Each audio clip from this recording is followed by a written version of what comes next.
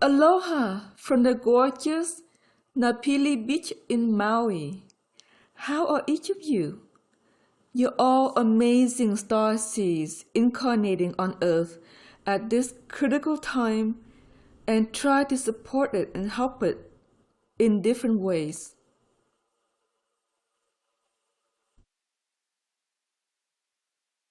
Aloha to my amazing Starseed family. How have you been since our last webinar? Azurana and I are grateful for your love and support. We appreciate all that you do to help our planet. We really bless all of you for joining us this morning for a beautiful webinar on Psychic Self. Psychic Self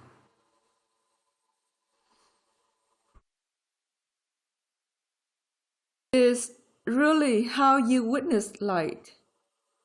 Psychic self originates in the subtle body around the third eye area and the heart, and then broadcasts down to the physical so that you can witness your light wave world and feel and hear the self of you, and feel and hear the self of you in its interpretations about your life along with about others. Self-interpretation is a very big light wave ordination. It's not a normal ordination for the society. People just live their lives in a mechanical fashion and have no connection to self at all.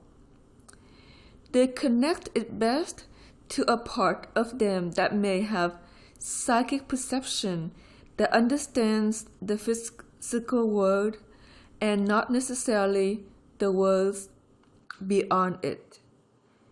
The physical world has its own jurisdiction of psychic perception and readers of all kinds. Asarana was part of Berkeley's Psychic Institute that had a large number of people that would gather sometimes for fairs and so on. They had a particular way to direct healing. They had a particular way to direct perception. Perception was around physical programming primarily, and you could look at the programs around the body and edit them or change them if they were particularly negative, and end up with a better life because you attracted a different dream. So it was a deprogramming system that they worked with that is basically physical. And in light, the physical programming is transfused through, meaning you rise above it and discharge it and go into something else called self to live your life. Self is conscious. It's not a machine. Self is aware and understands things that are holographic or archetypal of your ontological system. Self loves and self is considerate, and self wonders about reality. Self realizes. The mechanical machines of human programming can't realize anything beyond what the machine allows them to understand. So if they understand something, it's mechanical. It loops around and that's all they know. So the mechanical machinery of humanity is very limited in terms of what you can understand, what you can witness, how you can grow, or how you can even be at work or with partnership or with others. The machine tends to adjoin. So in families, the mechanized reality is amongst the mother and father and the kids. And if there's extended family living in the house, like grandmother, that's often uncomfortable because Granny brings in old machinery from her time period that's really outdated and tries to run it at everybody. That can be uncomfortable, and sometimes that causes families to put Granny in an old people home or let her be somewhere else, or Grandpa because it's too uncomfortable to be around them because the machinery is stagnant in old people. For those of you trying to move light around old people, that can be very difficult because their machinery may begin to either invade you or begin to spin in a weird direction that doesn't feel good to your body. So it's better to keep them separate and put them in a box. So if you know older people that you have to engage with, even ones at work over age maybe 60, in your mind put them in a box and say, I'm not going to transfuse my energy systems near what's in older programming or machinery of human interest. Now some older people are transfusing, and if they're gifted, they motion light too, and they go into another level of social machinery. Therefore, we want to explain this a little bit because what we're going to be looking at today as we get your psychic self organized is social organized programming that you can release, forgive, transfused through, and diffuse so it no longer influences you. Long ago, Asarana was very gifted at deprogramming people. They've come to her for healings, and she'd take out all the negative programming and give them positive programming loops, and they were happier. They would dream their lives better some. It was an interesting genre of saying, let's let go of what you call life programming from birth to be more positive and dream dreams that are inspirational and find interests in nature that are inspirational and do something else with your lives other than what you were programmed to do, which made you quite miserable if you don't choose to change it.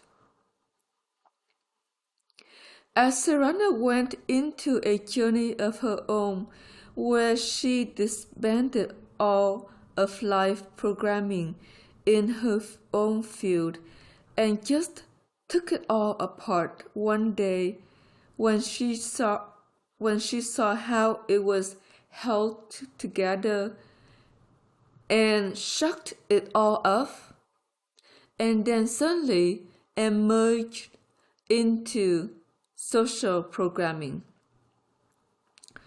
Now, social programming is what you're working on defeating too.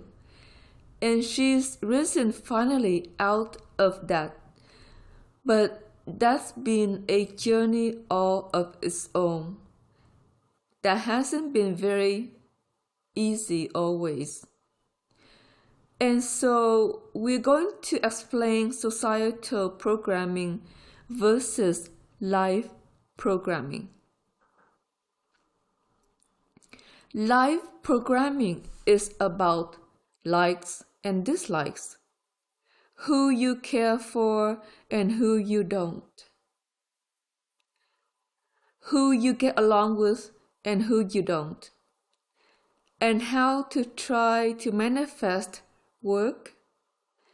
And if you have a bad program for work manifestation, you could end up homeless on the streets. Asarana met one older homeless lady who was a minister, and she started working with her and reprogrammed her to have work, and suddenly she had a job. Later, she wanted so bad to live in Hawaii, and so she moved to Hawaii and took on a job nursing an older man who was very caring and giving to her. She worked her way in reprogramming herself in life programming to have a life again instead of being homeless. When you lose all life programming, you end up homeless. If you know how to fix it like Asarana did, then you can take somebody out of a homeless circumstance and make them have a life again. That's life programming, and that's all it is. It really just gives you a circumstance where you have friends, you have work, you have family, you have children, you have whatever you have, and that's about all. And if you don't have any of that, like if you don't have children, then you don't have life programming for kids. If you don't have a partner, then you don't have life programming for a partner. If you don't have a job, then you've lost all your life programming in most cases, and that's about all. It's a very limited kind of reality that gets constructed around most people, and in particular, if you look at your grandparents and your great-grandparents, it was even more limited than it's grown to be in the last perhaps 50 years. So you let go of life programming at the end of your ascension cycle, which maybe was about 2 years ago, and you've entered social programming. Social programming has an extension into life program. So if you're married, there's social life programming for marriage. If you have children, there's social life programming for having children. If you have a particular kind of career, there's social life programming for that career. If you live in a particular region, there's social life programming to keep you there. If you are living in a circumstance you're happy with, then you have social life programming for that. If you're unhappy about your circumstance, such as you want to let go of your marriage and find your twin flame, or you want to change your career into something that inspires you, or you want to motion in some other direction, like living in another environment that makes you happy, you have to rise through the social programming that keeps you where you are and bring in other social programming to take you in a new direction. Because if you don't do that, quite honestly, the dream won't align with society.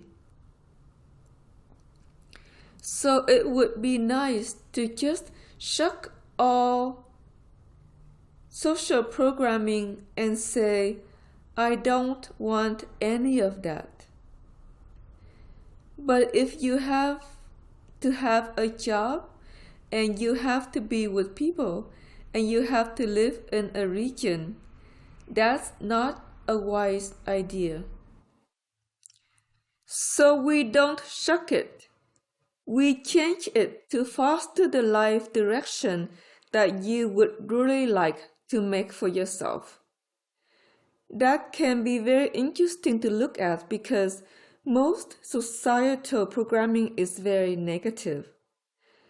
It's very negative and it has negative influences over the life. So letting go of social programming that's negative is a project all its own, whether it changes your life from married or not to married, or living in one region, or living in another to living in another, or whatever happens in the change of directions that you choose for within you.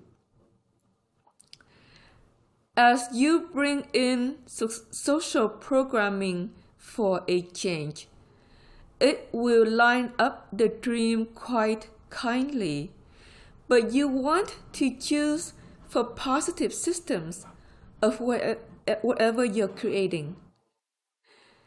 That's something to look at too, because many marriages are founded on a very negative equation. And that equation perhaps keeps you in the marriage, or perhaps wants you to walk away because you don't like the negativity that's broadcast by the social program about your marriage, or about your children, or about the life that you live in your career, or about where you live. So if it has a negative change equation, we're going to strive to change that for you today to another more positive circumstance of social programming.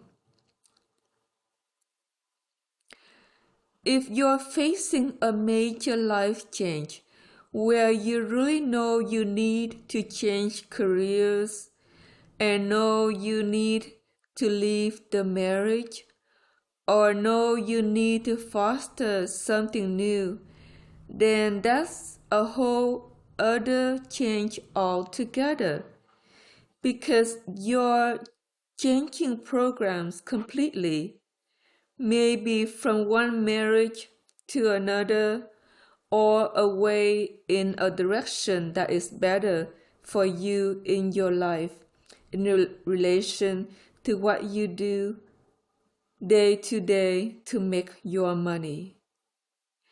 There are times to change social programming of that nature, and there's times maybe not to, if you can't diffuse all of the systems related to it right away. Because social programming is very layered, usually in stanzas of 18 agreements. So there's 18 agreements in every social program that you are programmed to participate in. There are social programs about health and orientation of diet and orientation of farming, if you like to plant your vegetables or not, and orientation of creative endeavors, if you like to create something, paint or carve or do something amazing with your hands. That's a social program all of its own. There are social programs for other things like education, if you want to be a teacher.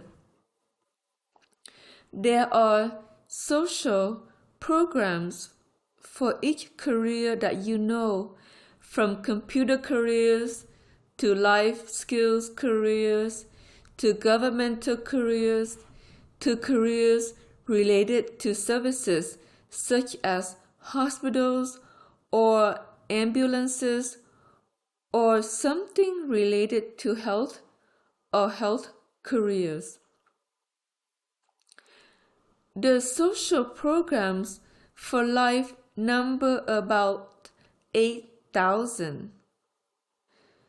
So there's many to choose from, but the downside is that your archaeology or anthology has to align with the change.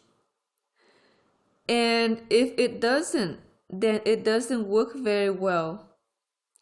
So more or less, your ancestors would have had to foster related careers.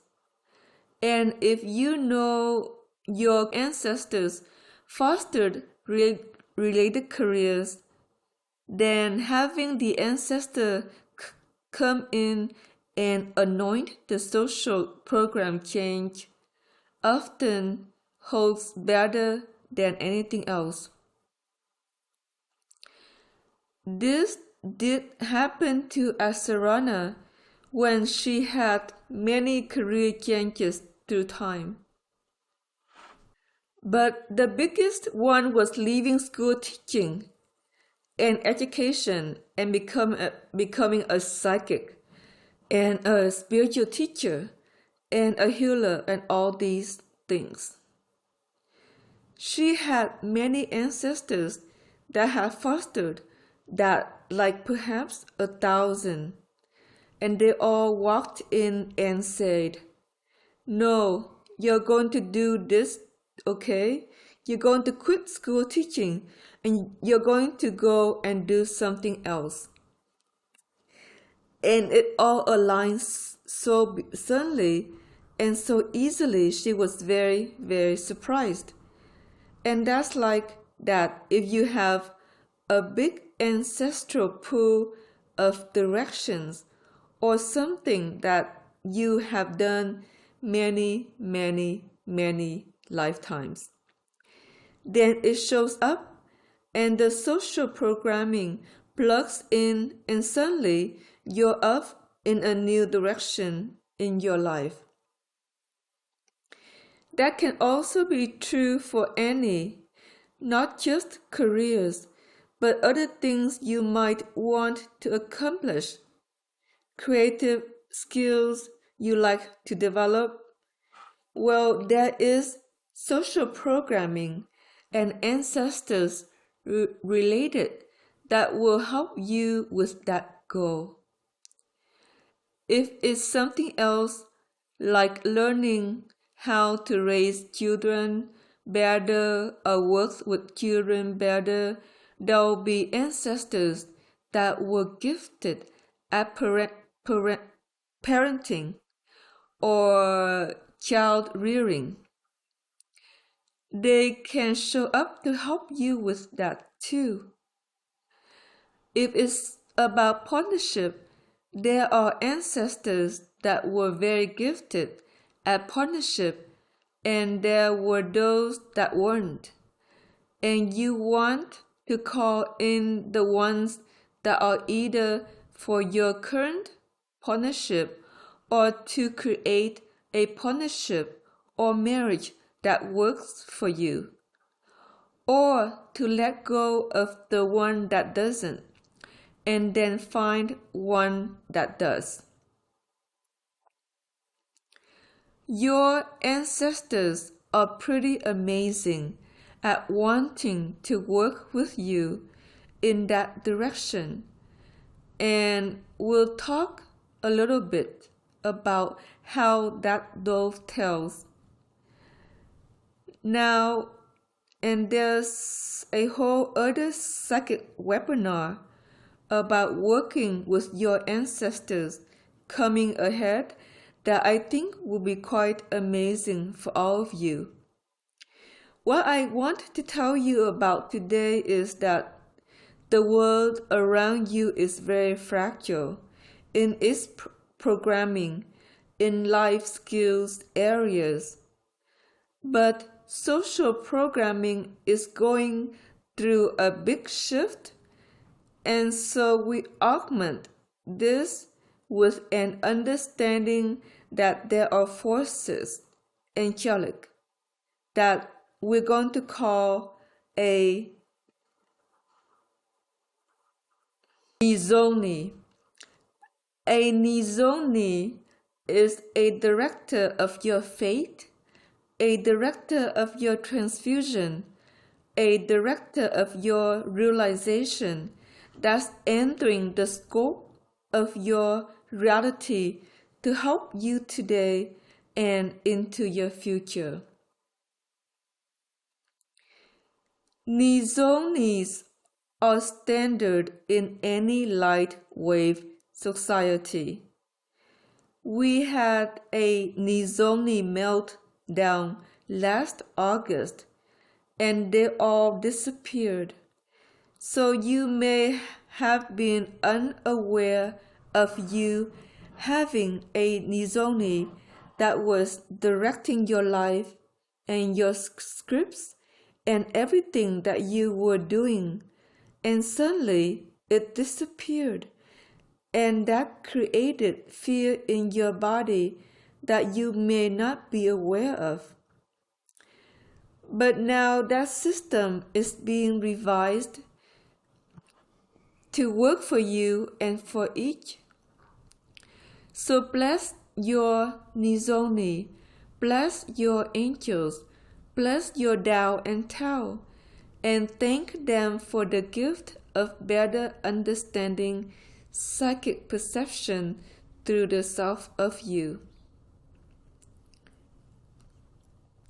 We're going to go into a meditation soon about psychic self, but there's one more thing we want to explain, and that is that the subtle body is where the self of you resides. It sits out 4 feet from the body and rotates around you. It looks just like you really, an ethereal apparition of you that is your subtle body. Your subtle body has its own light systems and mechanisms that keep it motioning for you to understand you. It's striated in beautiful rainbow ribbons of holographic wisdom and of interest in your life, and it catches the dream that you foster in the physical. So your subtle body catches the dream from the ethereal level that's about 6 to 8 feet out. So that's a level above the subtle bodies. So the dream steps from the ethereal to the subtle body to your life experience. And that's how every human is constructed in every galaxy. There are levels above, and usually they're opposites in holographic understanding, that what you know here also has an expression that's opposite, usually in two systems of opposites, to keep you in balance in the physical. Those of you that can attune to it will understand that you're very different on those other levels. It's kind of interesting and intriguing to look at it because for Asarana, she was a naturopath on the level above. And then on a level above that, she was like an artisan, very creative with soaps and creams and did massage. So she was very different than who she is here in the physical. And so that is true for each of you. You have opposites expressed above you to keep your life and your motions of subtle body in balance for what you're here to do in the physical. And as we visit that and entertain it at another time, it would be kind of intriguing too. But psychic perception for the physical in light wave motion begins with the system of the subtle body. Now, people who envision programming in the physical, they look at auras and chakras and things like that. The psychic perception in light doesn't look at auras and chakras and things that other psychics look at. If you were to go to somebody who was a psychic and witnessed what they have to say to you, it would be very fundamental about who you were maybe in the physical and nothing else, and wouldn't contain probably any realization, understanding of you much at all. So psychic perception begins with the subtle body. It has a third eye mechanism that's like a wheel of mirrors that goes all the way around the head. And likewise, we're going to build a wheel of mirrors all the way around your forehead and all the way to the back of the head and all the way around. It's for many angles of understanding the perception of your subtle body. So your subtle body has perception, and it has perceptions not just of the physical, but also of the light galaxies that surround you. You are a light galaxy all of your own as you transfuse, and the galaxy is filled with stars and instruments that help you motion in directions you would like to, but it's also filled with social programming.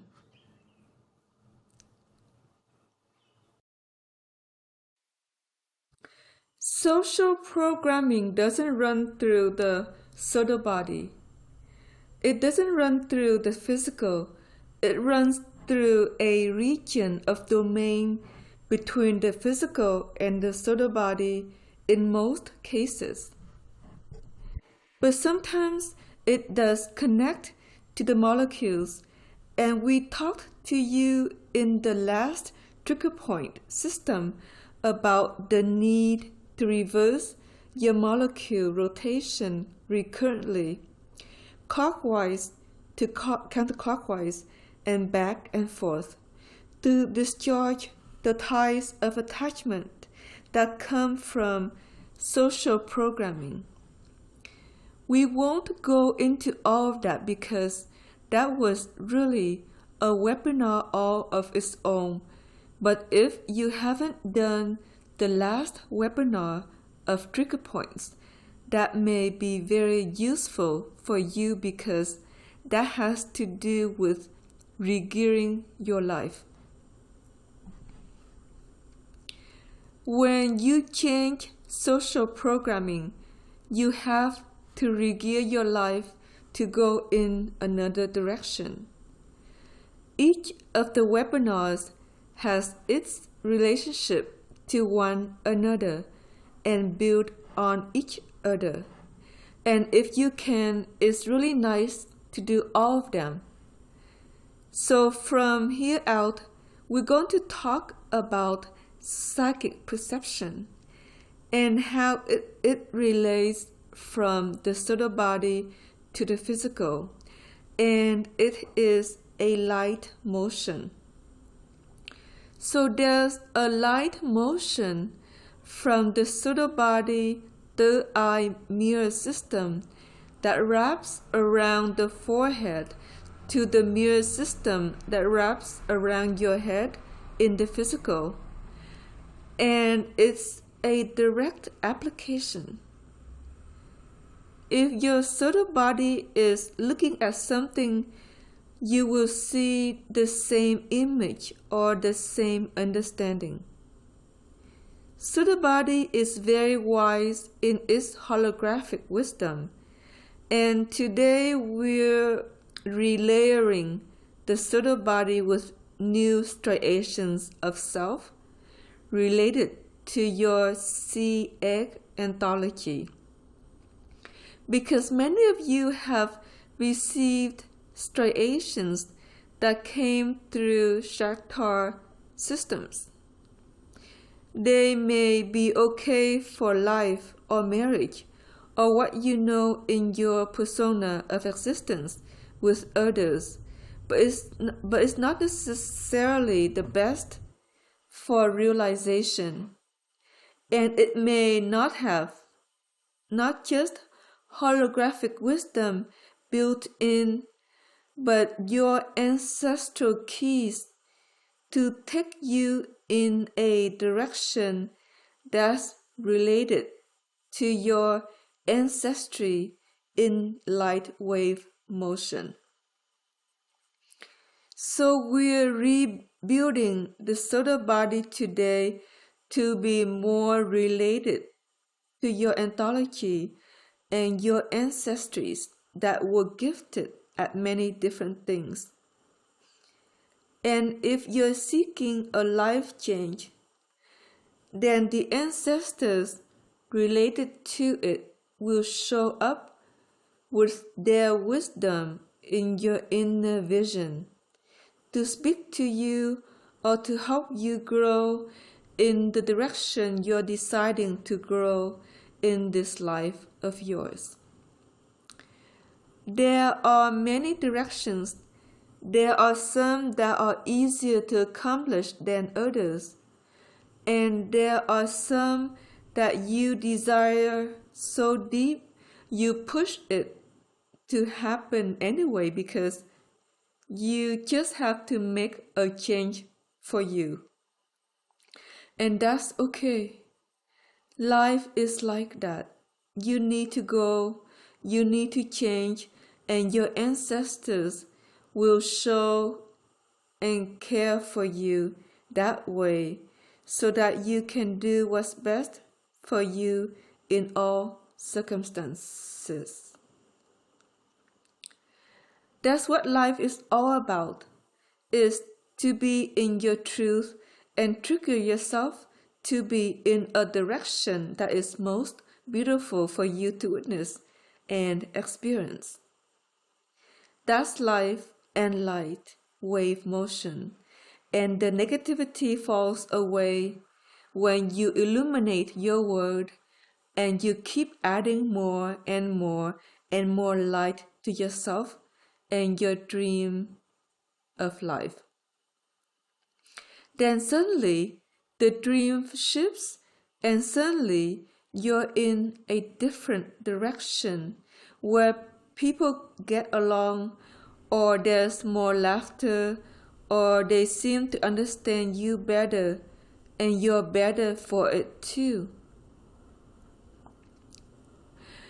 That's the gift of dreaming and light wave motion from a psychic perspective of growing into a psychic self that can help you interpret your world more in light.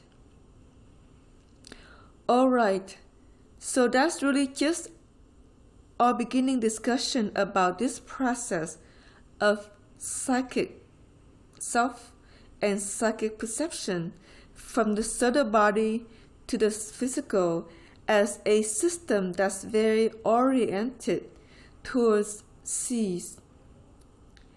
Now we're going to have you sink into your heart space some too, and not just sit in your head. Please get comfortable now and lay back. It really is okay if you go under. Don't worry about it. There may be adjustments in your field that the Tao and Tao or the Nizoni are making. You can come back and re-listen to the meditation part of this webinar later. We're going to begin with you entering the heart space of this beautiful body of yours that you prepared from youth to emerge in light out of ascension systems and leave life-geared thinking of limitation behind and enter social programming in a world that was brought the bandwidth of what you might want to dream or understand or come to know within this existence of yours. So I'm here to talk about 3 things with you about all of this. Is in the core of your heart is a seed, and in the seed is an ontological system that was given to you at birth because you're a star seed.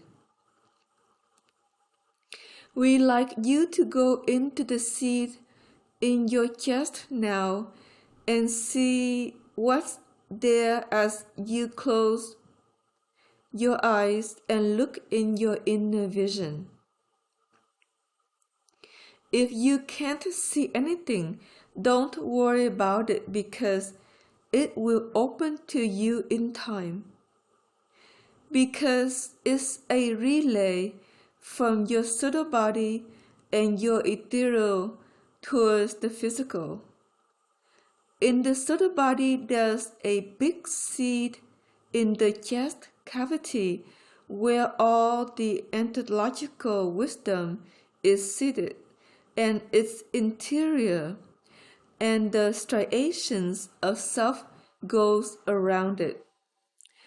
And in the ethereal, there is also a seed that generates your holographic wisdom. So the ethereal holds your holographic wisdom and is relayed to your subtle bodies through the seed of your heart, of the etheric to the seed of the heart of your subtle body. And now we're going to relay that information to the seed of you in the physical, in your heart space. You don't crack it, but I would suggest that you coat it in thick gold to protect your seed, knowing that this is a space just for you and not anybody else. And within it, you're greeted by 4 ancestors that are working with you to look at your life from a holographic perspective, because their purposeful mission is to align you with your archetypal wisdom and allow those dreams that don't meet up with who you really are as a seed to fade along with its social programming, and allow something else to merge in that can show you a way or a new path or a new design or a new direction that's amazingly beautiful. That's our purpose of introducing you to these 4 ancestors. And in time, you may sit with them and listen to them. But at this point, we want to trigger your holographic knowing on psychic perception of self.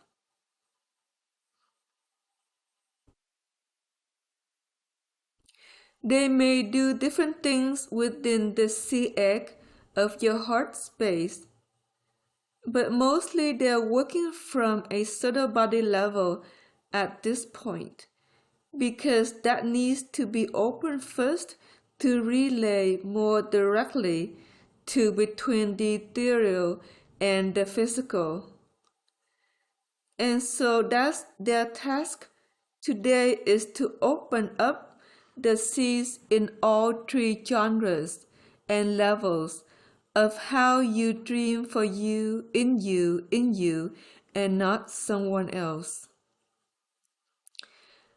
We talked about dreaming from the inside rather than the outside, and it comes from your seed in the chest.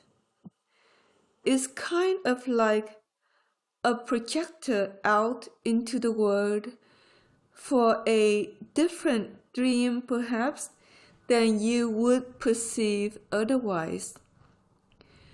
Okay, so we'll explain that social programming generates dreams that everybody lives, and they sit in a milieu of possibilities. They get what they get depending on, in part, on their genetic programming, but also on the state of their mind. So if they're negative, they receive negative dreams. If they're positive, they receive positive dreams. Some have spoken to the need to think positive, and that goes back into metaphysical genre information, maybe even going back 80 years. The more positive you are, the better the dream it comes to you, because you catch something different than the ordinary person that's not thinking either way. There's a truth to that. And so what we want to do today is release the negative self out of the striations of your subtle body that really aren't good for you to motion.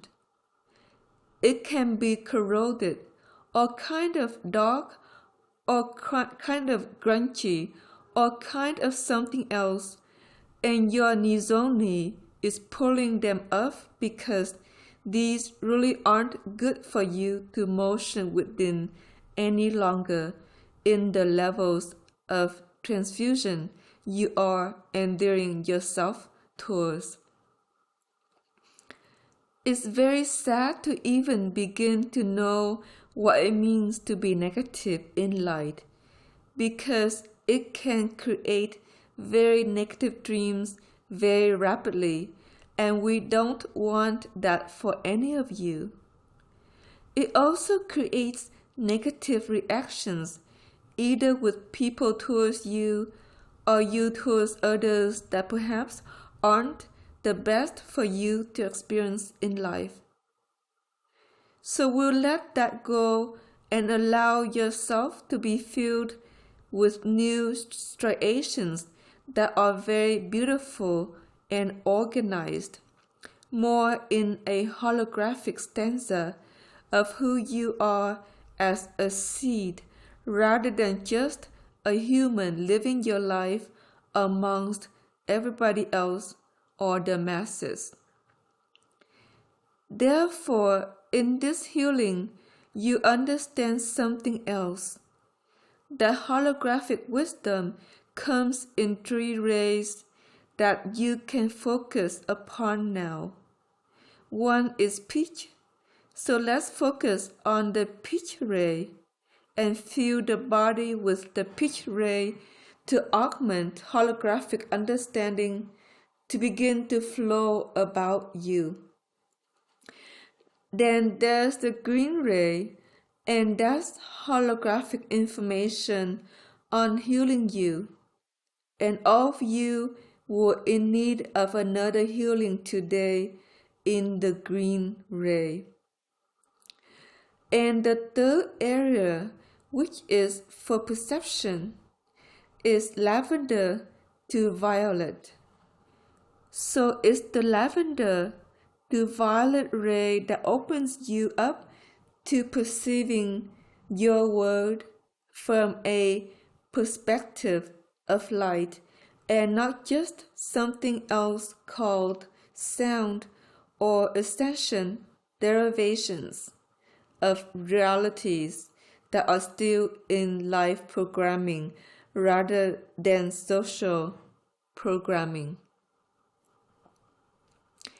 Social programming sits in light, and life programming sits in sound, and you're elevating yourself above life programming as you transfuse into light wave dream stream, which shows up as social stanzas of reality.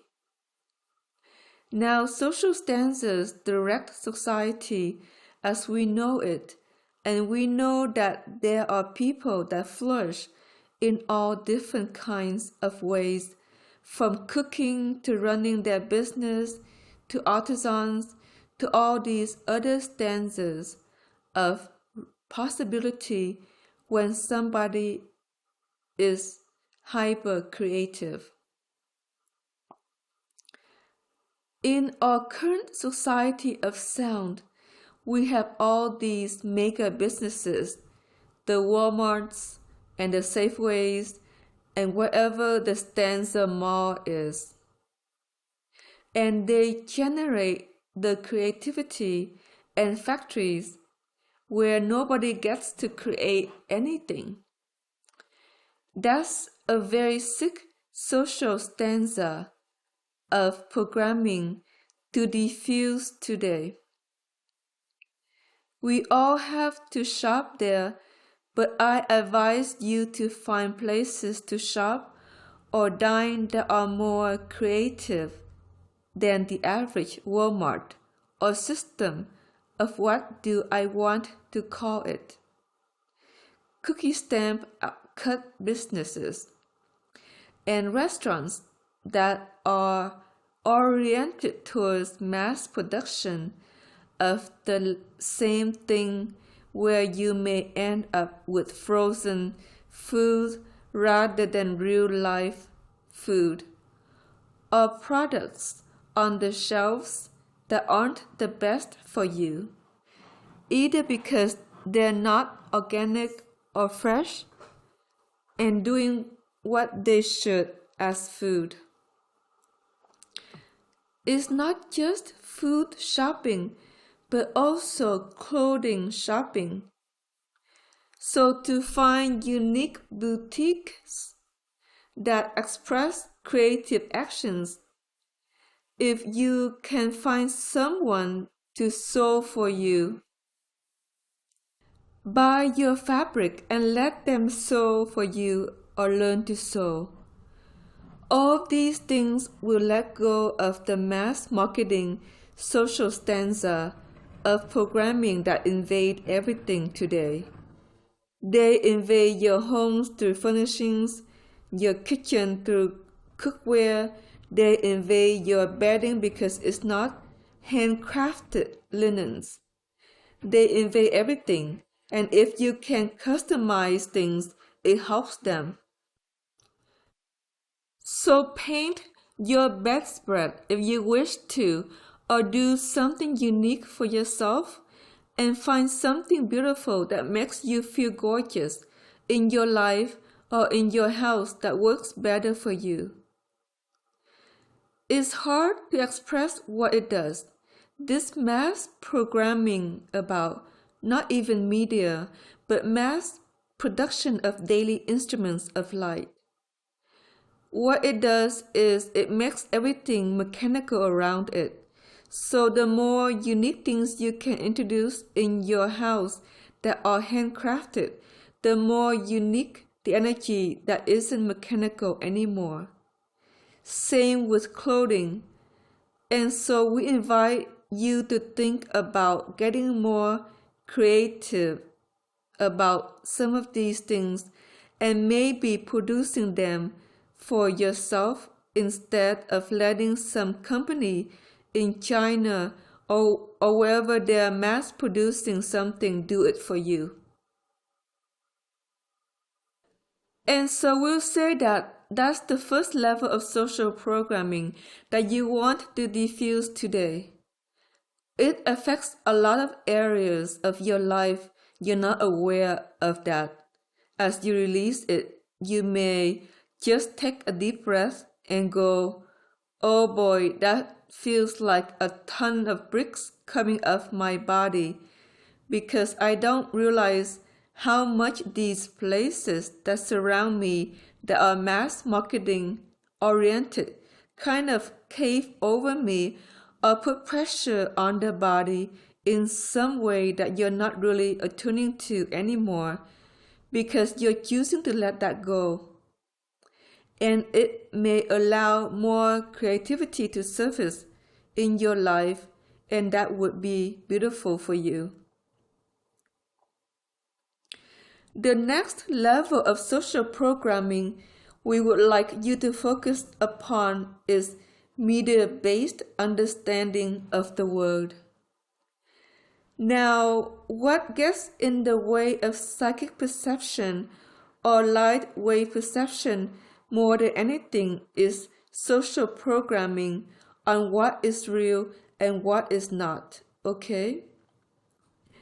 So what is real is not the world beyond the physical in most cases of media broadcast understanding of life.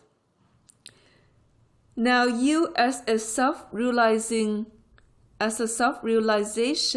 aspirant or spiritual aspirant has tried to open to your inner worlds and listen and understand your angels and Tao and other things there to talk to you. You recognize that life is more than just the physical as you know it, and you have your perception to understand your partnerships or your job or your issues that are a problem or anything else that may have arisen out of this life of yours, and that's beautiful. If you don't always see, know that the body knows and attune to your kinesthetic knowing, and you understand your reality that way until your vision opens up more greatly.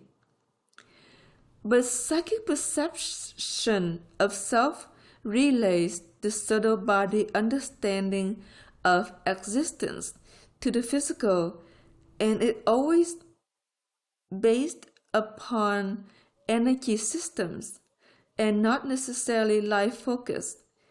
Because life focus is like, well, that's what you do at work, or that's what you do when you're on the computer, that's what you do when you're socializing with your friends, and you swing and sway and share of one another, and share of your heart, hopefully, and not gossip. Wherever it is you are in the world of psychic perception, you're looking at the energy dynamics behind the engagement of the behavior of you and another.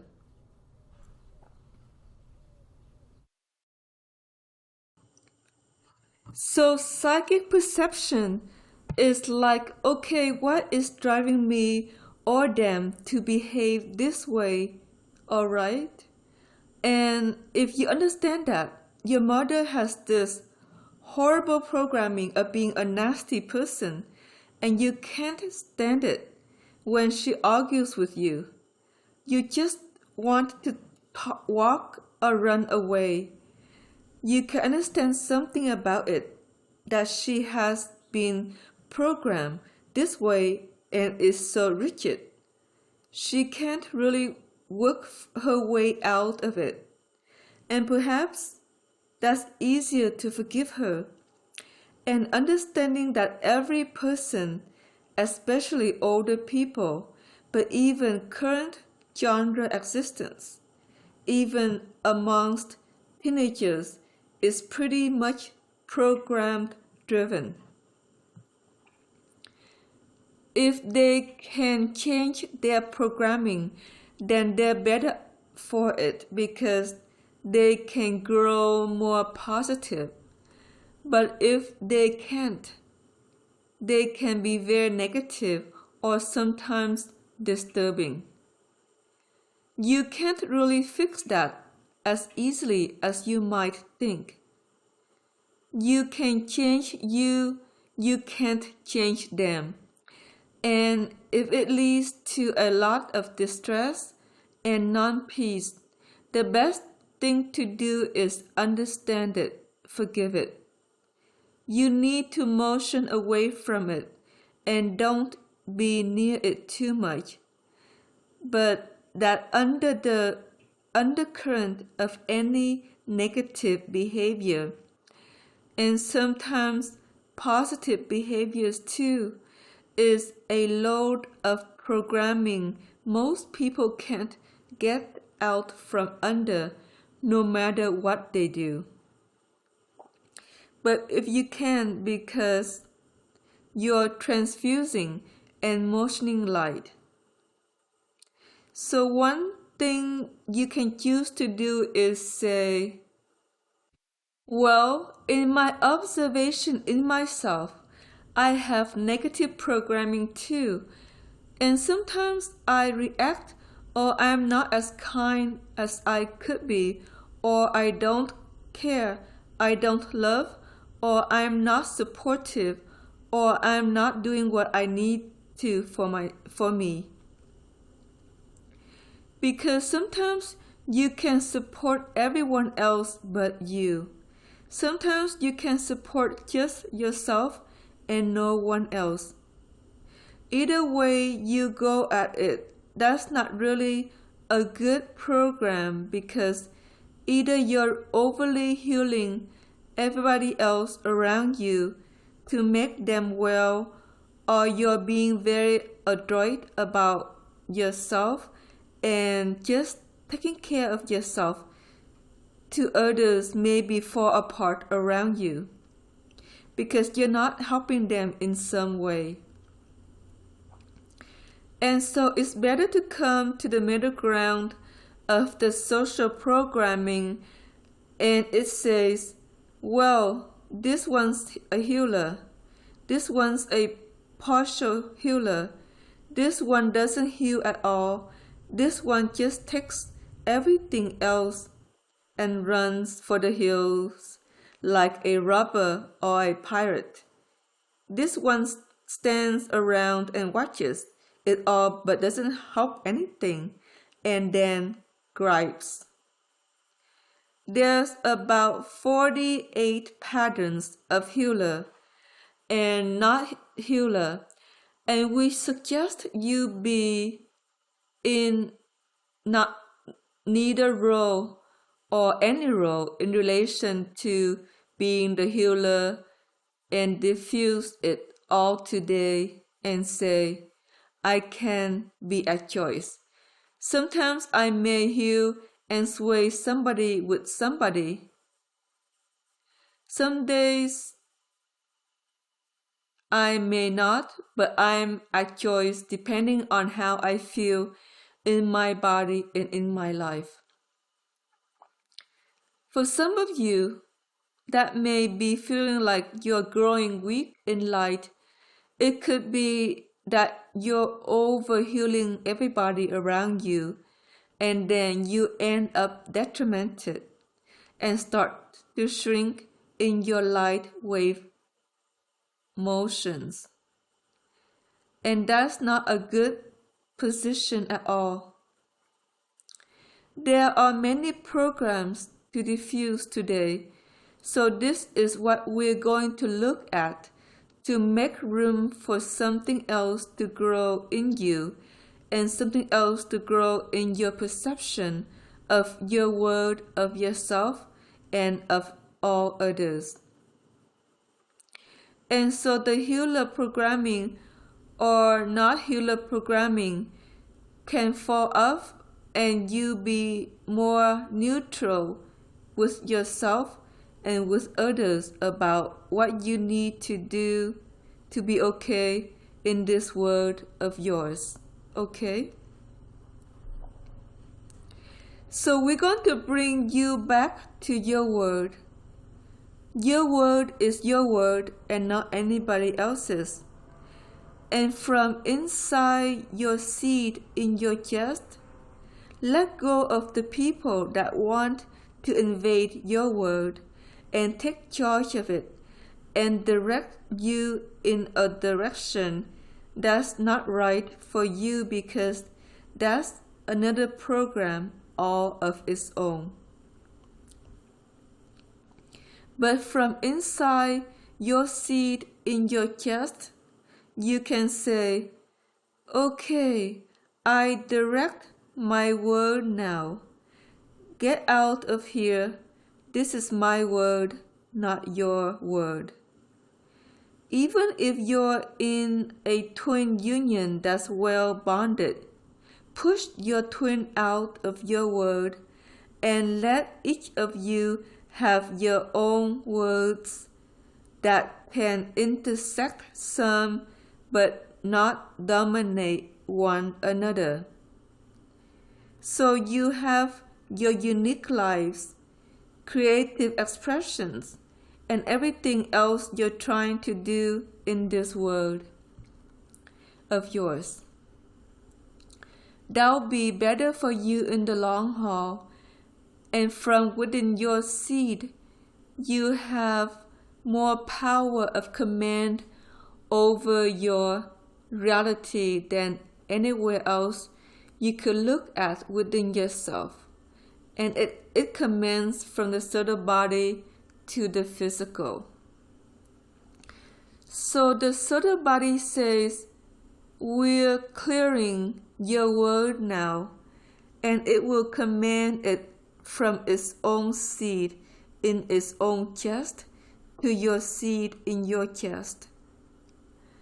And then your realities will shift to be just for you right now. Because we want to receive you just into you so we can look at some other social programming that gets in the way of psychic perception about yourself and self-realization of you, which is what this webinar is about. We want to clear it all away to allow you to see what you need to see about whatever you're trying to look at within this life of yours.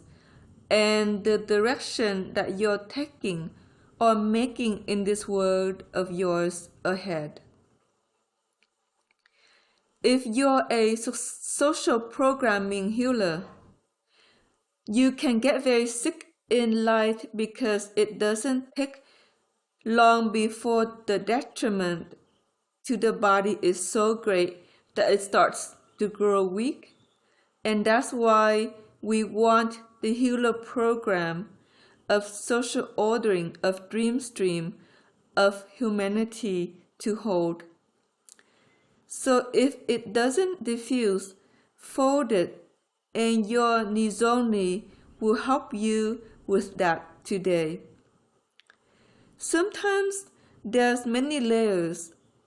If the script of being the healer is one that you were born with, and some of you as seeds may find that this is true, some of you may even have chosen careers related to healing because of it.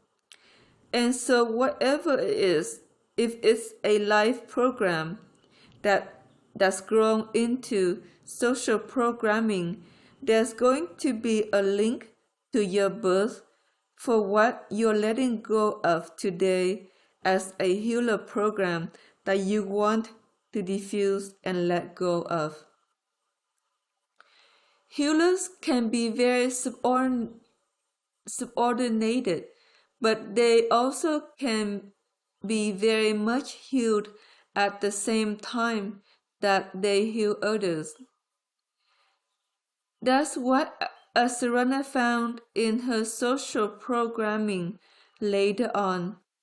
If she healed someone, she was healed too simultaneously, and then it all balanced out. The healing was driven by angels by and large. So she would conduct a healing, and then the angels would roll in and heal her at the same time. That worked for her, and it still will work for you. So if you have to heal another, then the agreement is you get healed at the same time, and then you're not depleted or detrimented for taking care of others in light, because that can lead to disease very rapidly otherwise. So in the balance of it all, when you're healed, you return healing, and when you heal another, they return healing to you. It all comes through the angelic pool, and so if you're a healer nature, you have a pool of angels that works with you to heal some and help heal you, and then make your world brighter and better, because if somebody's really disfigured or really messed up, you will want to reach out and help them some, as that may be your nature. Especially at the office, where the disfiguration can roll over the group, and then everybody's like negative or sick in how they're thinking of the world or the company, or however that works. Therefore, if you heal the person that set the cause of why the office is so negative, then it helps the whole office brighten up in its light wave dreaming, so that everybody gets along better. Perhaps that's worth doing if you're the most gifted healer out of the bunch, but you want to be healed at the same time and not feel absolutely drained at the end of the day by taking on that project. The same can be true with the family. Your mother is always the grump, and every time she calls you, you fix her up and she feels better, and you feel sick after you hang up the phone call. You know that you went into a healer program where she received something and you didn't. Or if it's your father, friend, or whoever it is that kind of is a sinkhole in your life. You want your angels to be in balance about it. So if you strive to help them a little bit, that you're helped too, so you don't sink in the act of healing in light. That's very, very important to learn for balanced giving and receiving. Then there are others that may heal you and you give nothing in return. And to be honest, that's not wise to do because eventually they stop helping you because they hurt too. It's a weird thing. It's a weird circus around the bend. I'm going to call it around the bend. That's a very Shatar term. So as you kind of think of yourself in a circle at work or the family or however you associate in spiritual groups or other things you do, extended family or friends, and there's this circle. Linda heals Ray and Ray heals Mason and Mason doesn't do anything. But he's better and he's the cause of all the family strife or the work strife. Then over here, Bobby heals Cindy and Cindy heals Gary, and then Gary does something else weird and nobody likes it, but he doesn't do anything either. That's like around the bend of healing, and nobody heals each other, which is silly because if the two that were giving the healing simply healed each other, there'll be enough light to heal the third person that's all mucked up, and nobody would feel bad or negative or drained at the end of the experience. But what happens is one heals another and you don't give back to the one healing you. So make up your mind to heal the healers that heal you, okay?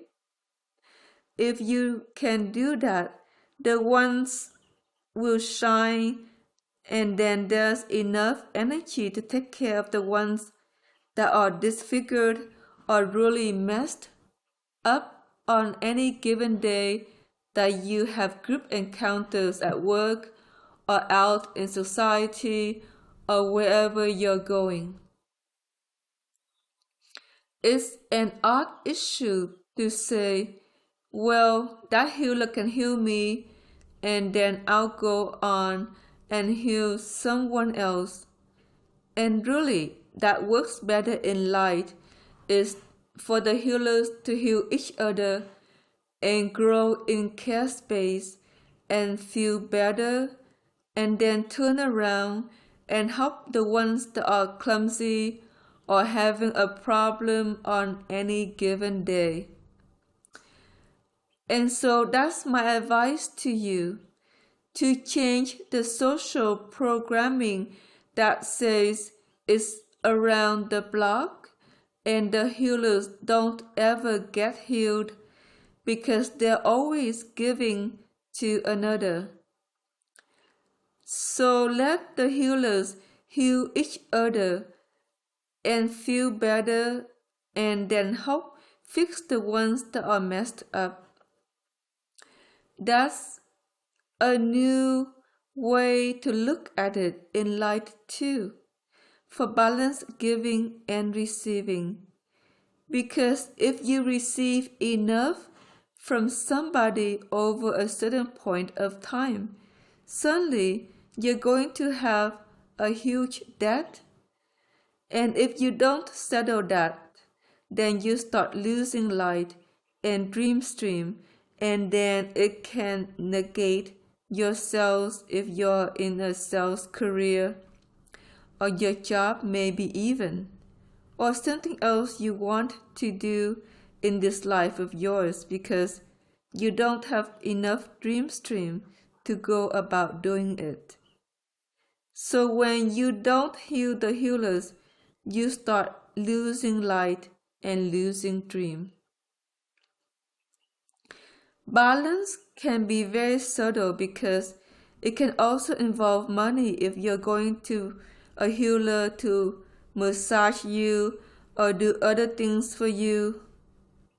If you don't pay them right or enough, then there can be a dream stream problem too. So be aware of that and tip them some more if you feel like you're out of balance, because then you'll be better. Also allow yourself with your angels to heal the massage therapist as they work on you, and she'll feel better or he'll feel better too.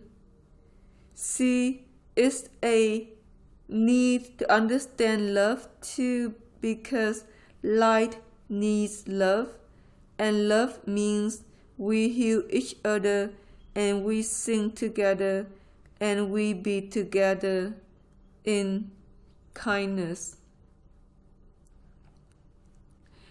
We know some aren't able to do that very easily, but others are. So in your psychic image of who it is in your life that heals easily, let them come up in on your inner screen and let your subtle body relay those images. There may be many, and so have as many screens as you need up on your inner vision motion to look at the ones that heal you. And these are the ones you should also bless and heal every time you have an encounter. And then you'll be better, okay? So those are the kind group, and we'll put them in blue. So put them in a blue screen and set them at the top of your bigger screen. You can think of it like a computer screen. Then we're going to have the red boxes, and these are the people that just want to suck you dry. They want to take and take and take and take until you fall over on your table. You want to fall asleep after lunch with them, and you just can't hardly handle being around them. If you're a healer and one of these come into your circus, probably overamp yourself. So this is what you do if you have to heal somebody like this, is you charge up and up and up and up and up, and you keep charging and charging and charging until you can upset their negativity. Then they're better, and then they stop sucking you dry, but it can be a big loss of motions, of light, if they're very detrimental. There may be one black box amongst the red boxes. That's somebody that's just very detrimental to your health. There may be more than one. I don't know, but you go see it, and it's best to take from the red box and the black box people and receive them into the backdrop of your reality, and let the healers come to the foredrop so that you feel better day to day with the people that heal you. Now, if you find somebody in your family is in a red or black box, then they're people you have to overcharge to be near, so you don't want to see them very often. One of our affiliates' mothers was like that. She would go and visit her mother, and she would be absolutely drained over time that she didn't even spend Christmas with her family because of it. She had a much better time with other people and felt much better in the end because her mother just would drain everything you could imagine out of her. Often that can happen with certain family members, and sometimes the pattern repeats with others through times. So you had it with your mother, and then you have it with this female friend, and this female friend, and this female friend, and you know they're just like black holes in your life and make you feel just really negated, tired, or even sick after spending time with them. You should perhaps ask them out of your life. So take the black box people and ask them out of your life.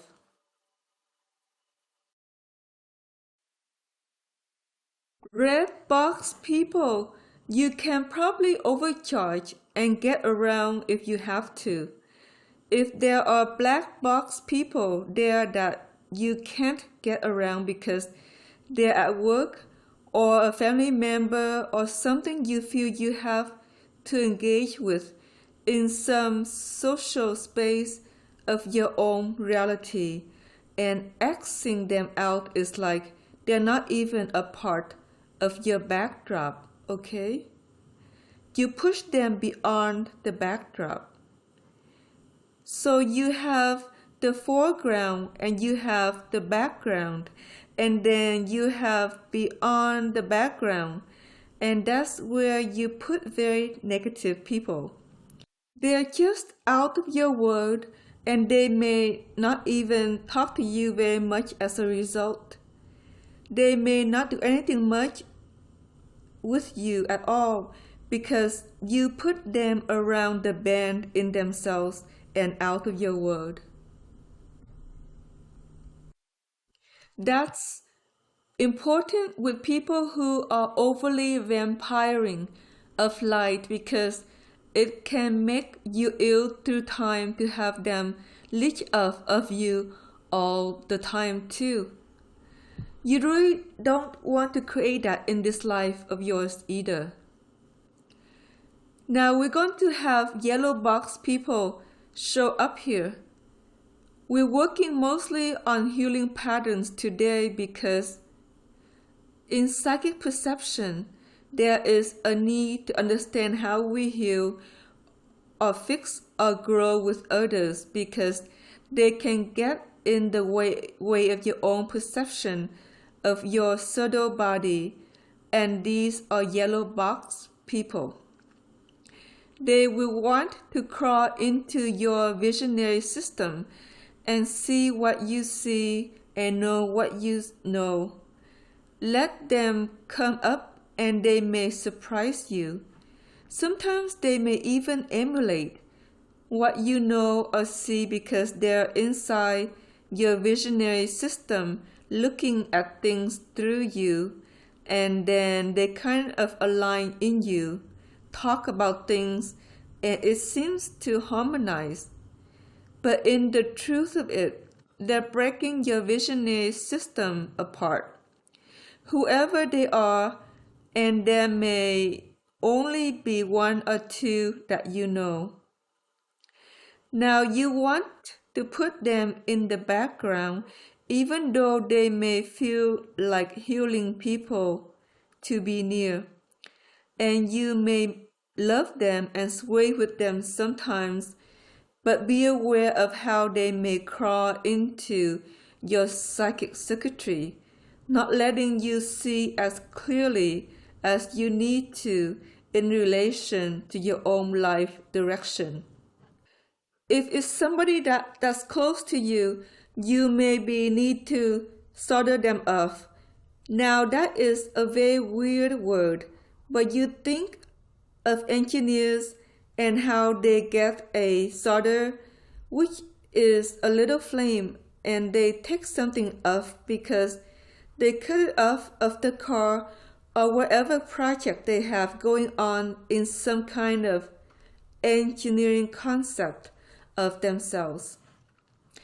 Well, what you do with yellow box people is you surround them in fire.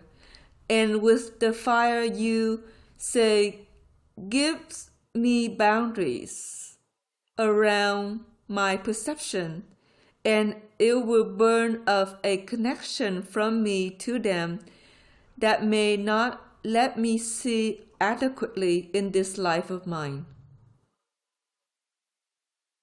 So it's just that way, and you put the fiery boxes into the background of your reality because you don't want your psychic perception injured every time you hear them on some level. And it may surprise you who they are because they may be very kind people that you actually think you harmonize with. It's about you protecting you. They're still kind people. And if you go to see them, you may surround them in fire in your mind and just say, I need you to stay in your world and not in mine. It's odd how this society relates that way because people in the oligarchy society don't always have good perception, and they want perception if they can have it. And that's why they invade. If they're another seed that's unusual because you have your own systems and you don't need to go into another system. But a seed, if she's been fractured or he's been fractured in their vision, perhaps, all over the map trying to fix themselves too. This is a time period of a lot of injury at seas, and the Nizonis have come into the works of each along with a Tao originating from the seed in your chest to help you get your boundaries back if you've been mutilated too much in the last year in particular, because this is important to each seed. These are holographic, and we have things to do in this world that doesn't necessarily meet the eyes. Things we do as we dream our lives that are very sacred for humanity and for others, and so that's important too. Now we've got purple boxes underneath the yellow boxes that you've put in fire and reseeded maybe your background. Purple boxes are people that aid your vision. So fill it with those that aid your vision or where they direct your vision in a new way that you can see yourself better, or where they can share their vision. And your minds aligned and your vision aligns, and it's just like you know each other very well. You understand each other. You see in a similar manner to give direction to your personal lives, and it's just a delightful encounter every time you come together. Purple box people are to be put under the blue box people and brought into the foreground of your life to aid your vision, just as the blue box people healing you and you healing them. Purple box people, you should also heal and allow them to heal you too in exchange, and that's nice. If you have just one or two, you're blessed, and if you have none, I think that's hard, and you need to generate new people in your life that heal or share in visionary systems that work for you. So in your egg, there is a gift from an ancestor who wants to give you kinder people that act like seeds for your life. Seeds heal each other and share vision and share heart space and things that you don't always understand as you go through your world and either enjoy it or not, okay? So purple box people are very sacred and you want more. So to create some vacant blue box and purple box spaces and say, I need new people to fill these spaces in my life. I want more healers and more people who share in vision near me and not others as much. Make sure to heal and bless them, love them for who they are, and then it will be very sacred for you to foster. Now we have one more line of boxes down here, and it's actually an odd color of peach. These are people who heal your creativity or heal your dream stream. There are times you heal other people's dream stream too, and that could be for any of the people in the purple or the blue boxes in your life, but perhaps others too that are struggling with something that you know may impact you in some way, and you might go in and fix it just because you know how as a star seed. So there are people that help you dream stream your vision of what you want to accomplish, whether it's partnership or business or something else you want to creatively do, such as cook or grow a garden, create something amazing for your house, paint your house blue, or whatever it is you want to do.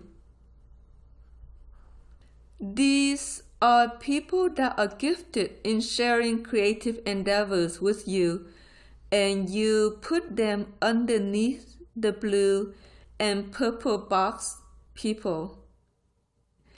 Add some more boxes to your line so that new people can surface that share in your creative thinking or your dream streaming that benefit you in that way. Bless them always, and you may introduce some of them to one another and find out that you create an interesting clique or clan of people who heal and envision and dream stream together. That would be nice maybe in a soul family kind of consideration of what real soul family is meant for in Seeds, which is just that kind of alignment. And so we bless you for that, because that would be better in many ways for your kinship and the ordering of your life than other things you might attract to you. If you attract enough negativity, it's a real downer and you may get very depressed. And so don't do that to yourself. Do something else and give to yourself the things that help, but also be there in a position of caring and healing others and helping them with their vision, or helping them with their dream stream with others that do the same, and augment a bigger stance to help the others until they learn to do it differently, perhaps in their own life. Some people do grasp it finally and grow out of being the taker of everything. The taker of everything is the black box people. They're very hard to be around if that's their light wave notion, and often they grow out of it because after a time everybody stops doing anything for them. Everybody just kind of walks away and say, I can't do any more for you as a black box person, and you walk away. Finally, they get it and turn around their position. That happens in light a lot, because if you don't change your position, you're not healed and you start to grow ill very quickly, because healing is needed every day. We have healing that comes from angels and from the sea system, but it also grows when people in light share and heal together. Some of the kids of this world, especially the 9 years old and under, are really learning this lesson. Nobody can be a taker. Everybody has to give something, and if everybody gives something, then life goes very well.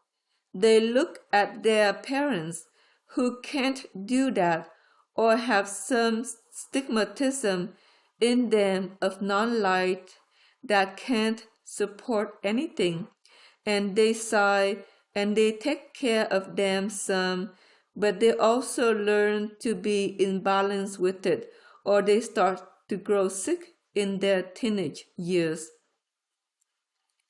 They're very astutely aware of three things, and so you as adults need to be aware of this.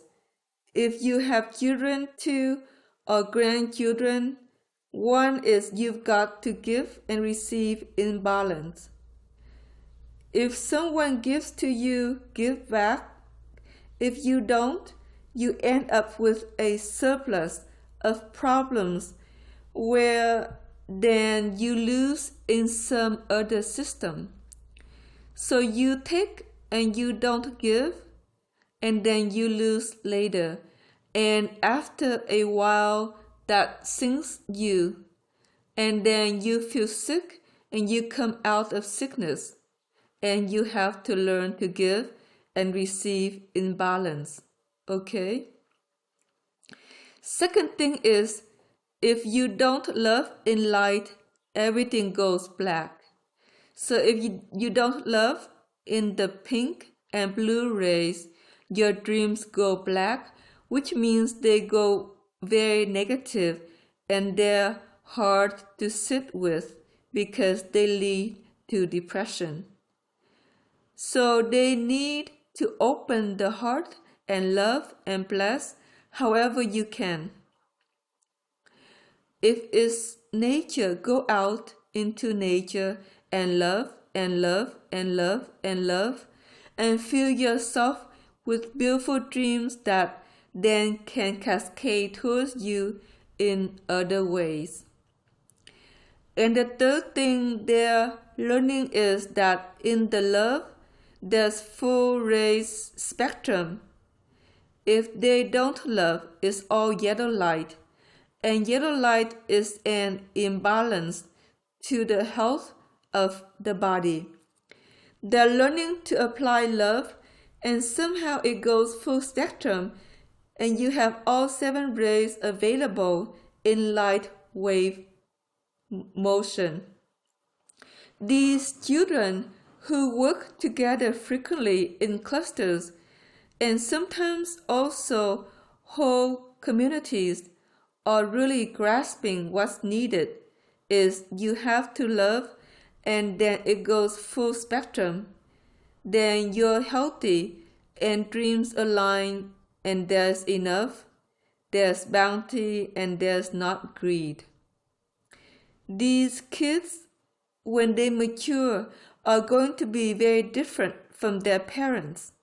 They're going to be very different and want more homesteading or community organized systems of life unfolding, the corporate office jargon, and that's a natural status of light. Although lightweight cultures can have corporate kind of thinking, each corporate thinking system has a lot of creativity or self-expression involved that makes people merrier and feel kind of blissed out doing whatever they do. Most of you probably don't feel blissed out at all at work. It's probably quite the opposite, but you can change that by filling yourself with more light, filling the office with more light, healing the healers in the office, healing the visionaries, healing the dream streamers, and sharing in the joy more, and then perhaps you will change in your own assemblage point in relation to what you have to do day to day. It's not about work, it's not about them, it's really all about you. So if you're negative about your job circumstance, then you need to examine why you can't fill it with more light and love and care space, and change it within you, and change it maybe with some others willing to do the same. If you need a career change, that's a whole other story about your ancestry saying you really need to do something else because this isn't really related to who you are. You need to do something in alignment with your ancestry in light, because then your dreams will go better. Because if you try to do something that isn't related to your ancestry, the social programming to allow for it isn't going to align, and your dreams will fail. So aligning yourself with your ancestry is the next position of inner vision that we're looking at today, because many things interfere with your ancestral wisdom and interfere with your ability to discern like the truth of your own biology in light, and what you're here to do, or here to give, or here to speak, or here to share in. It's just that way, and I'm going to speak to it in an 8-directional system. Your ancestors work in 8 directions. First is truth, first and foremost about who you are to your Tao. Second is your own biological programming, because your biology has its own light wave programming, and it's related to social endeavors that descend or connect in and say, well, you're gifted at this and you should go do this in your life. The third is about partnership or family dynamics, and that's a whole other issue because everybody is in a family of sorts. You have your birth family, you have your perhaps live-in family, you have your work family, you have your social family where you socialize in the world. Life needs to align around that to help you and help each that you're associated with. In this world, some win and many lose, and that's a very sad thing to witness in light because it's going to be more exaggerated than maybe in sound, or it kind of balanced itself out. There may be many that feel like they're losers because they're not loving and caring and adding light to their dreams, and things that just go negative and go black and they don't know what to do about it. Perhaps they even go suicidal and they don't have to, but light requires focus and understanding, and this society doesn't have very much of that. The fourth area is about love. You know that light aligns people who love and care for you around you. If you haven't built a care network for yourself, then it's time to do that, to bring people in that are the healers, the visionaries, and the dream streamers to create your network of people who care for you. You may find some of them at work, but you need to find them in kinship and friendships too. And so your ancestors wish to gift to you some of that, to bring in the right people to create the care space of you, and then your life dreaming and what you really want to do will feel itself in to be more blessed and blissed and happier for you. The fifth area is about the objective desire to have a career of some sort. You call it a career in this society. Really, in other societies, it would be more like a hobby because life in and of itself is a career to realize within. And the hobby you do is to exchange something with people so that there can be love shared all the way around the block. Here on this planet, not many people create very much to share very often, and everything's gone mechanical. You go buy a card and a present rather than make it handcrafted for someone. You look on the internet for something already shared in a photo and a song or whatever, and you email it out rather than creating one of your own. It's gotten so commercialized, all these things that you can choose from, and they may be very beautiful, but they are lacking heart space when you don't create it yourself for someone. And now we're working 8 hours a day. Who has the time to create anything? I love the ideas of the Waldorf, Montessori, and Steiner system of schooling where creativity is just a natural project, that you do every day of your life. We know 3 children that grew up in that system, and they made us Christmas gifts and birthday gifts every year. Little bags, little things that could hang around our house and cherish them. It was so sweet, and it was filled with their love. We thought, wow, this is the way it really should be.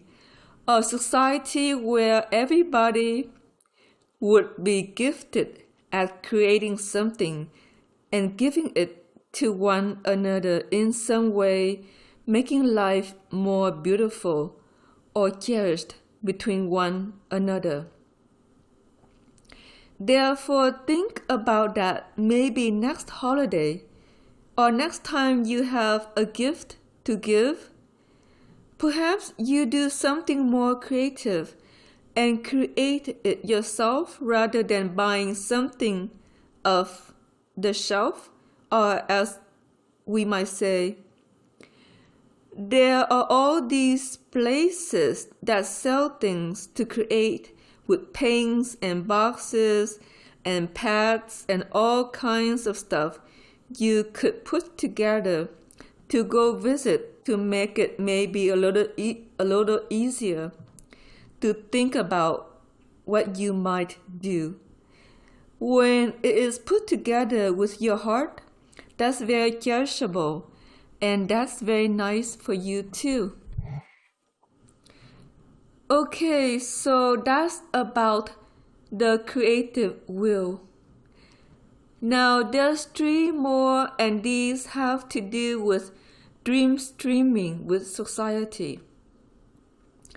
I won't go into them exactly, but the last 3 angles of your ancestral connection to the world is in 3 angles of social systems.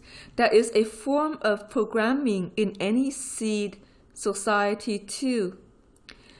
And those are the angles that in some cases we're diffusing or changing, like being that out of control healer, or being the one that never heals, or the healer not.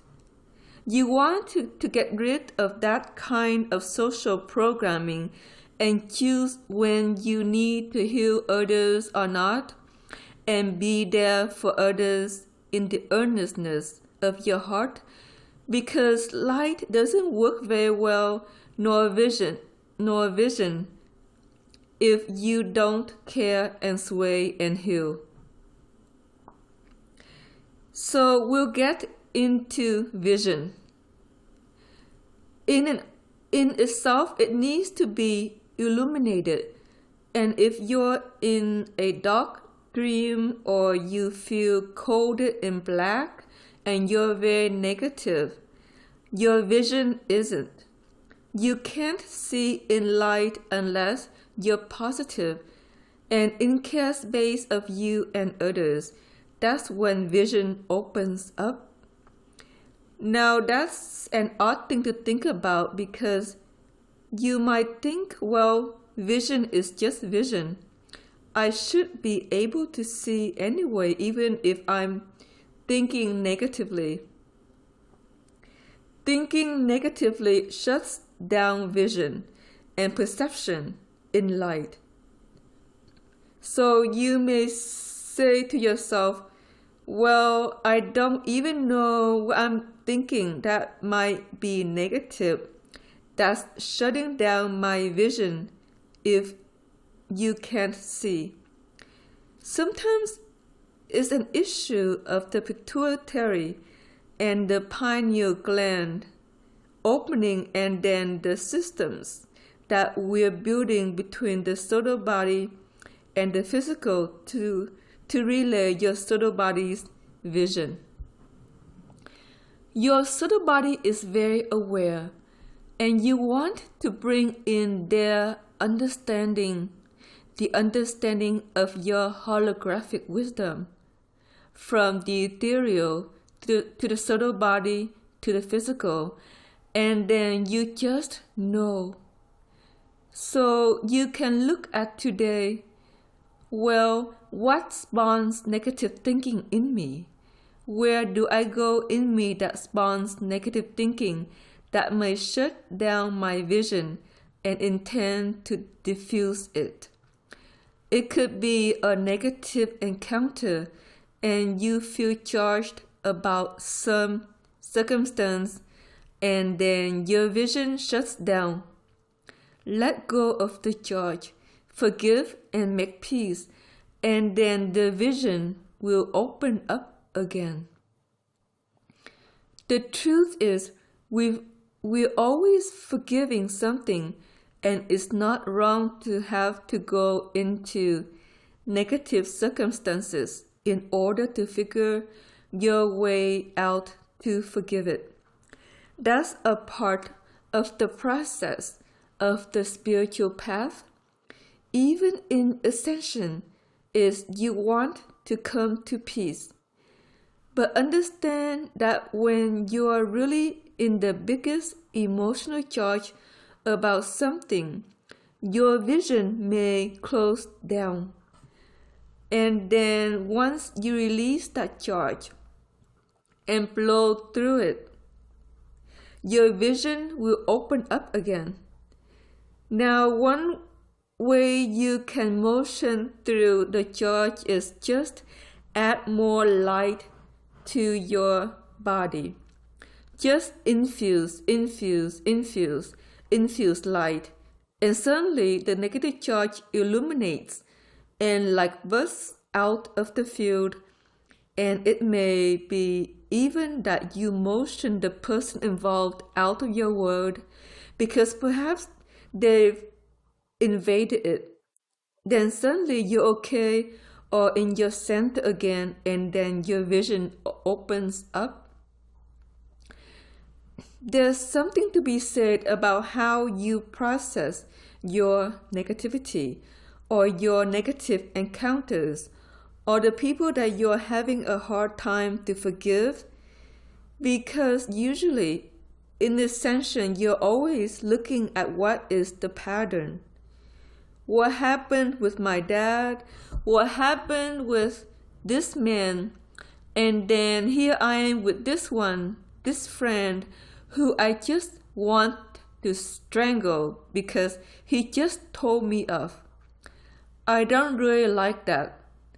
Now I'm charged in all negativity, and how do I get over it?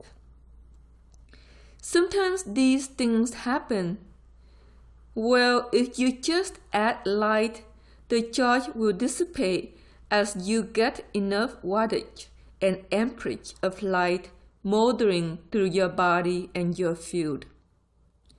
So the model is, if you want to see and if you're feeling negative about something and your vision is closed down, just add light until the whole system of darkness or negativity or whatever it is that's related pops or undoes itself out of your own existence, of how you're growing or feeling in this day of yours. It's an art to add light to your own motions. It just requires your focus because light is drawn as you focus.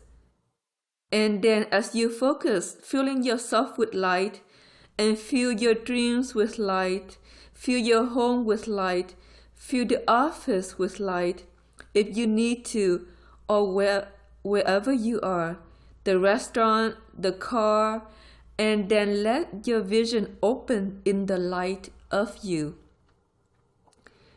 That way, that may be hard to even imagine how many people in a dark society may be visionless, but maybe most of them if they're negative in their mindset.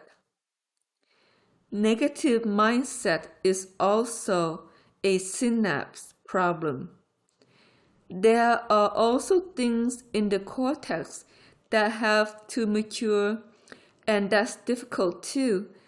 And we try to advise a diet from the angels that helps you perhaps mature your mind better in this world of yours.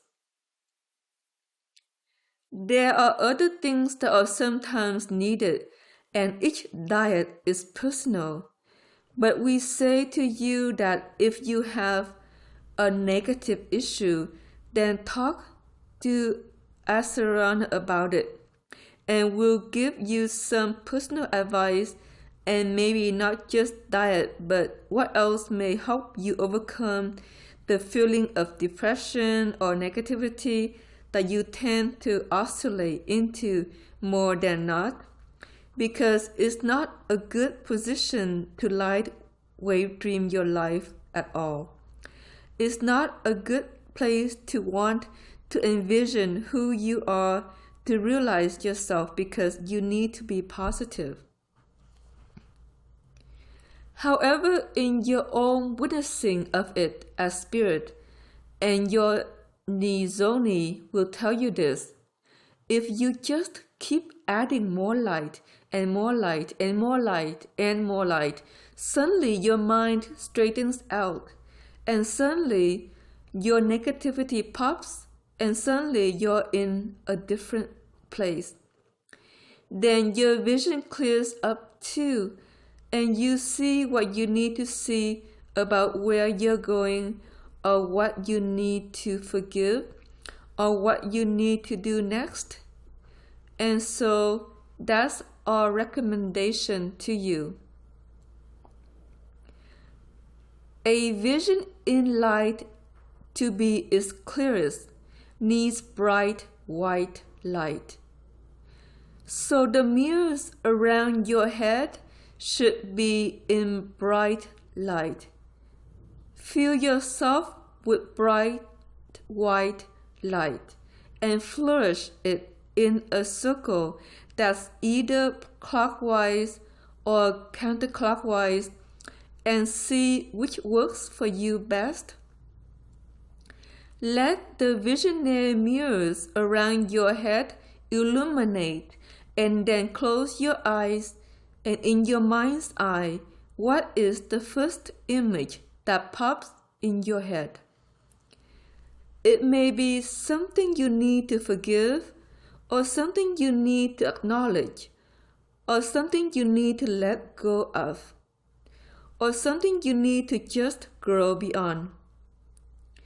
Those images are personal, and then let it go whatever it is, diffuse it if it's negative.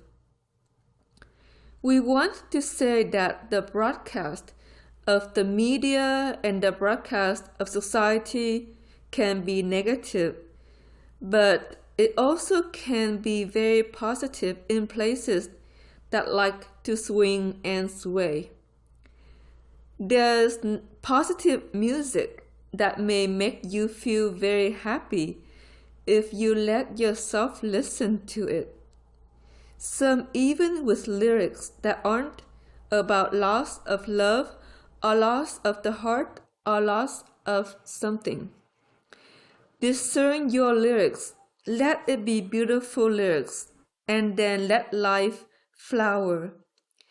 The beautiful music may inspire you to infuse light and help aid your vision. Acoustic music can really aid vision. We're slaying it from a standpoint of motion, that when you listen to the nice acoustic music, whether it's guitar, flute, or whatever they have combined, there are no words. You can syncopate a rhythm around your mirrors of vision, and it will flow with the music, and sometimes it will illuminate in different colors related to the music that you love. Then suddenly the images grow clearer in your mind's eye to what it is you're trying to witness about your life, or clear or heal to grow within yourself.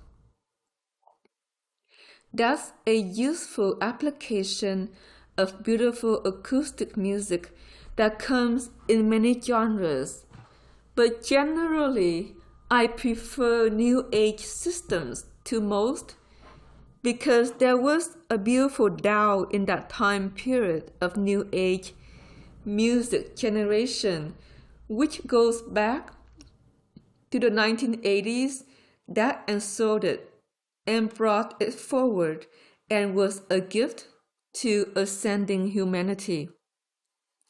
It's also a gift to light wave motion for those that are growing in that direction. Now, sometimes if you have a tendency to sweep the light clockwise around your mirrors, around your head, and it seems jammed up, try going counterclockwise and see if that clears your mirrors of anything that might be diluting you about your reality. So we're going to talk a little bit about delusion, okay? First of all, we would say that every program is a delusion. There's this ancient yogi stuff that says it's all a delusion.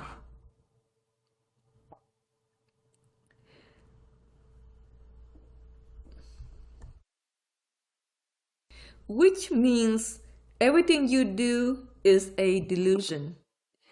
How you work or behave, who you live with, what you do, what is you think is important, what you think is not important, how you feel about anybody, your parents included, is all a delusion. It's all Maya, meaning it's not. Maya means not. And so, what do you feel in you if it's all not? Well, generally, if it's all not, it means it's not important, and you can just be at peace and say, who cares? Who cares about anything? It's just that way. It's Maya anyway. So I'm going to let go of it because it's just a delusion or an illusion that is constructed in this reality around Earth and around humanity, and all its social programming in its ins and outs of ignorance or truth or understanding or understanding not, or something to do or something not to do, or something that's beautiful or something that's ugly, or however you want to look at it, something that's helpful to your health and something that's not. It's all delusion.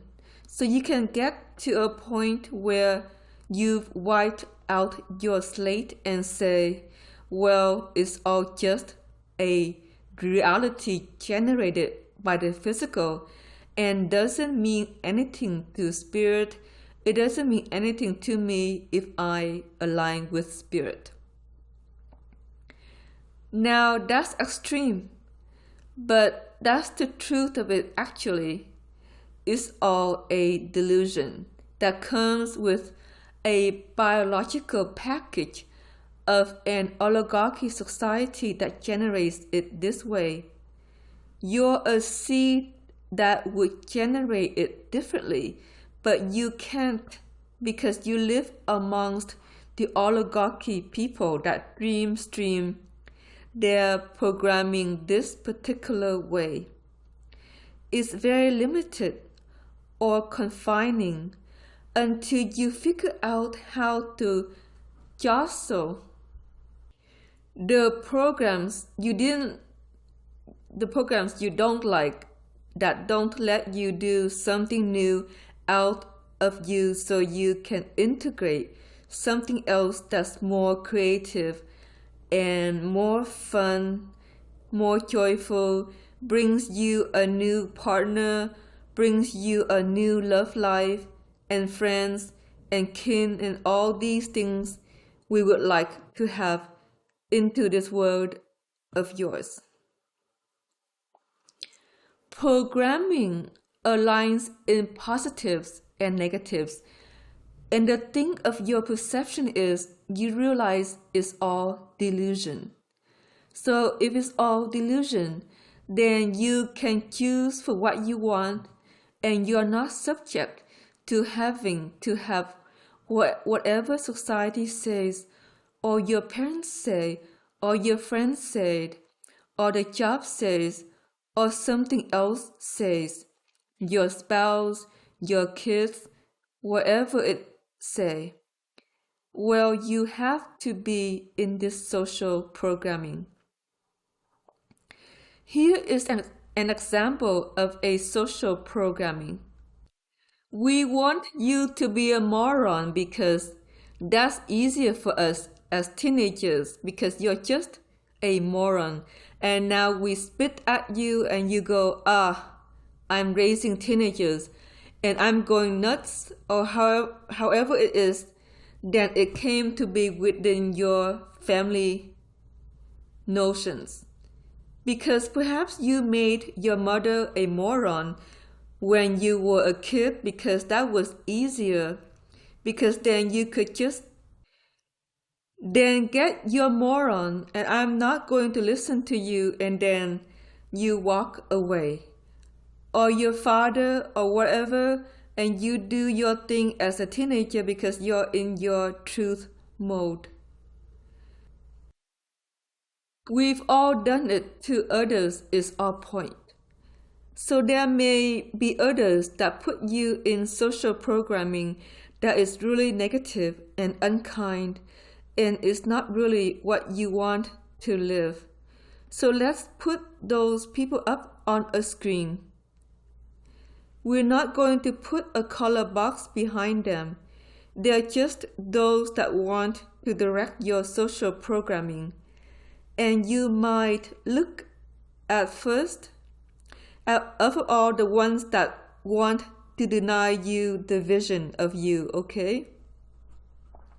This may be different from the person that you put fire around, or people you put fire around, or it may be one of the groups of the 5 people that is just very much antidotally desiring you not to witness or understand your own social programming, and maybe wanting to direct the social programming of your life.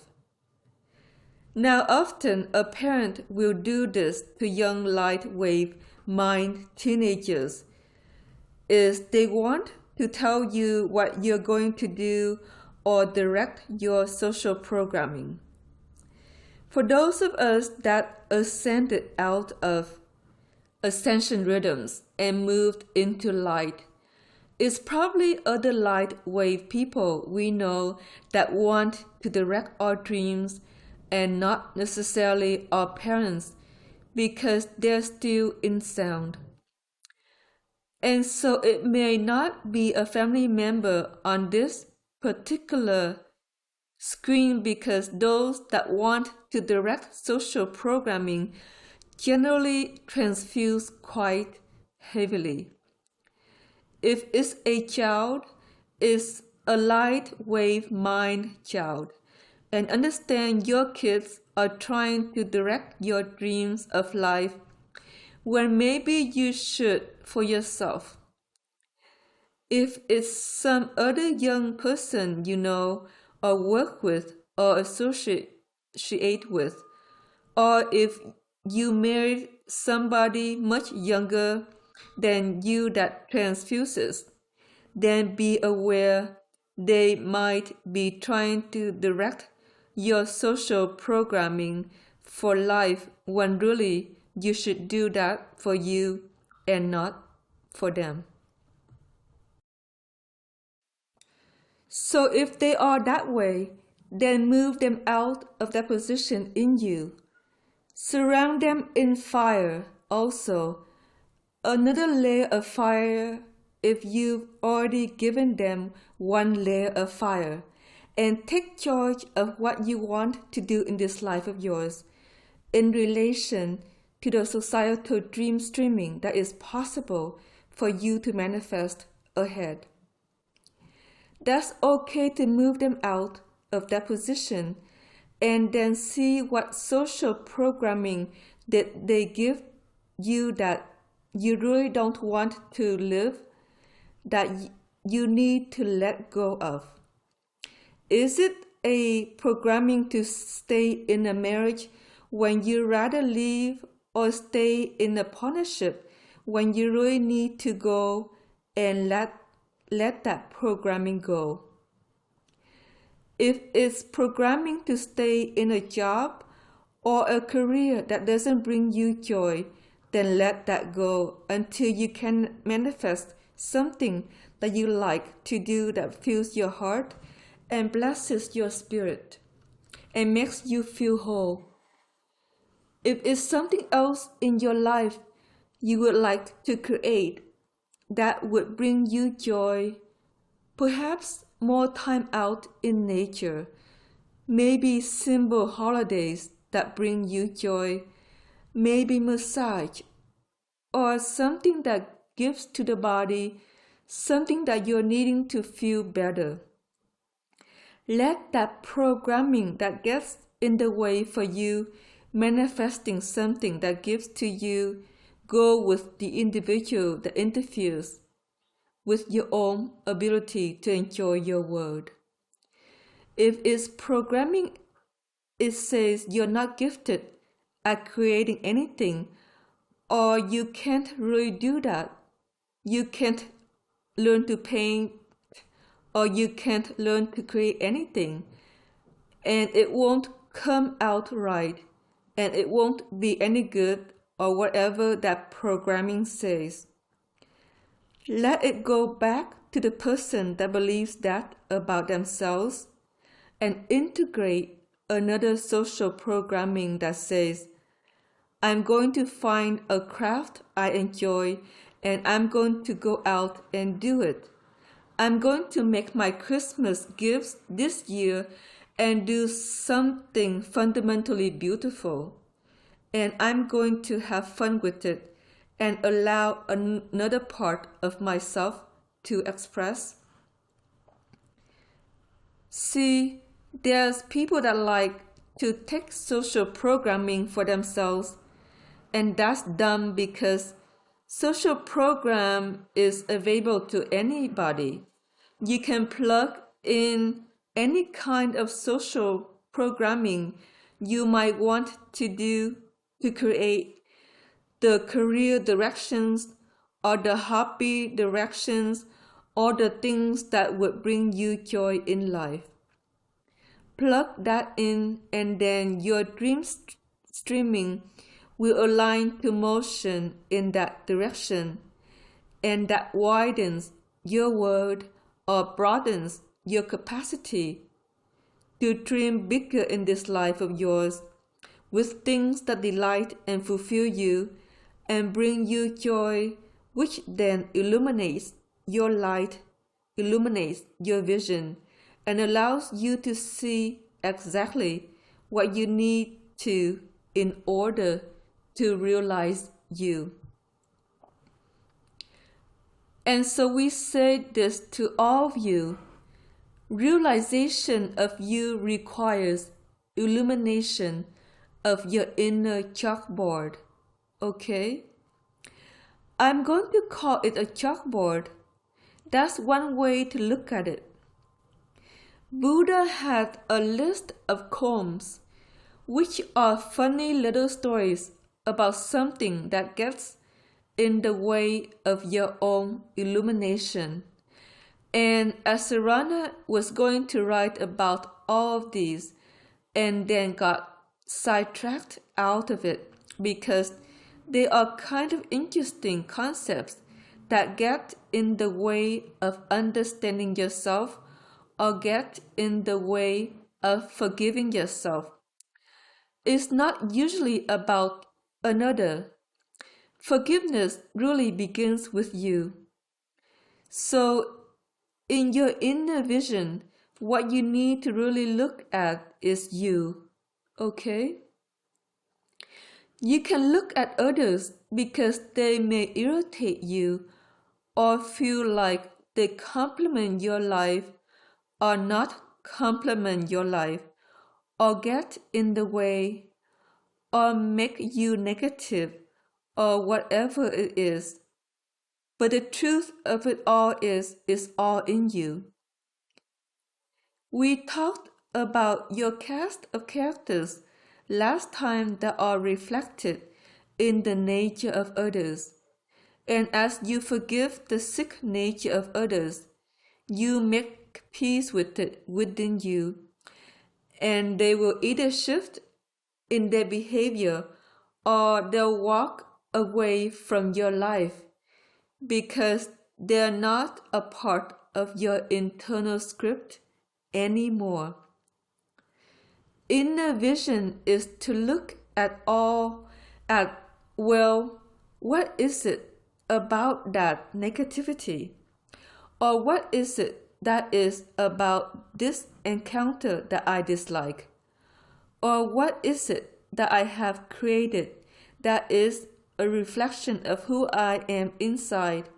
And what do I need to know about myself to forgive myself for that negativity that I witnessed outside of myself? Now, what do I need to forgive in myself that causes that negativity outside of myself to arise, that plagues me or causes me discomfort? What is it about me in my light wave motions that attracts the outcome? That's really what inner vision is from a standpoint of self-realization. Realized human realizes beyond all quagmires of human existence and forgives it all. Perhaps it can't be any other way because of the way energy motions and light motions and lack of holographic knowledge of humanity and everything you could imagine that leads to that. Maybe they can't help it because they've lost too much wisdom to change anything. And in that, whatever your mother was or wasn't doesn't matter, because they just were only the programming that they are, and they couldn't do anything else. So you forgive them. Then you forgive everything individually, collectively, and everything else, and realize beyond it that there is no other way perhaps it could ever be, because it's such a rigid, unevolving society on a dying planet, and so it just is.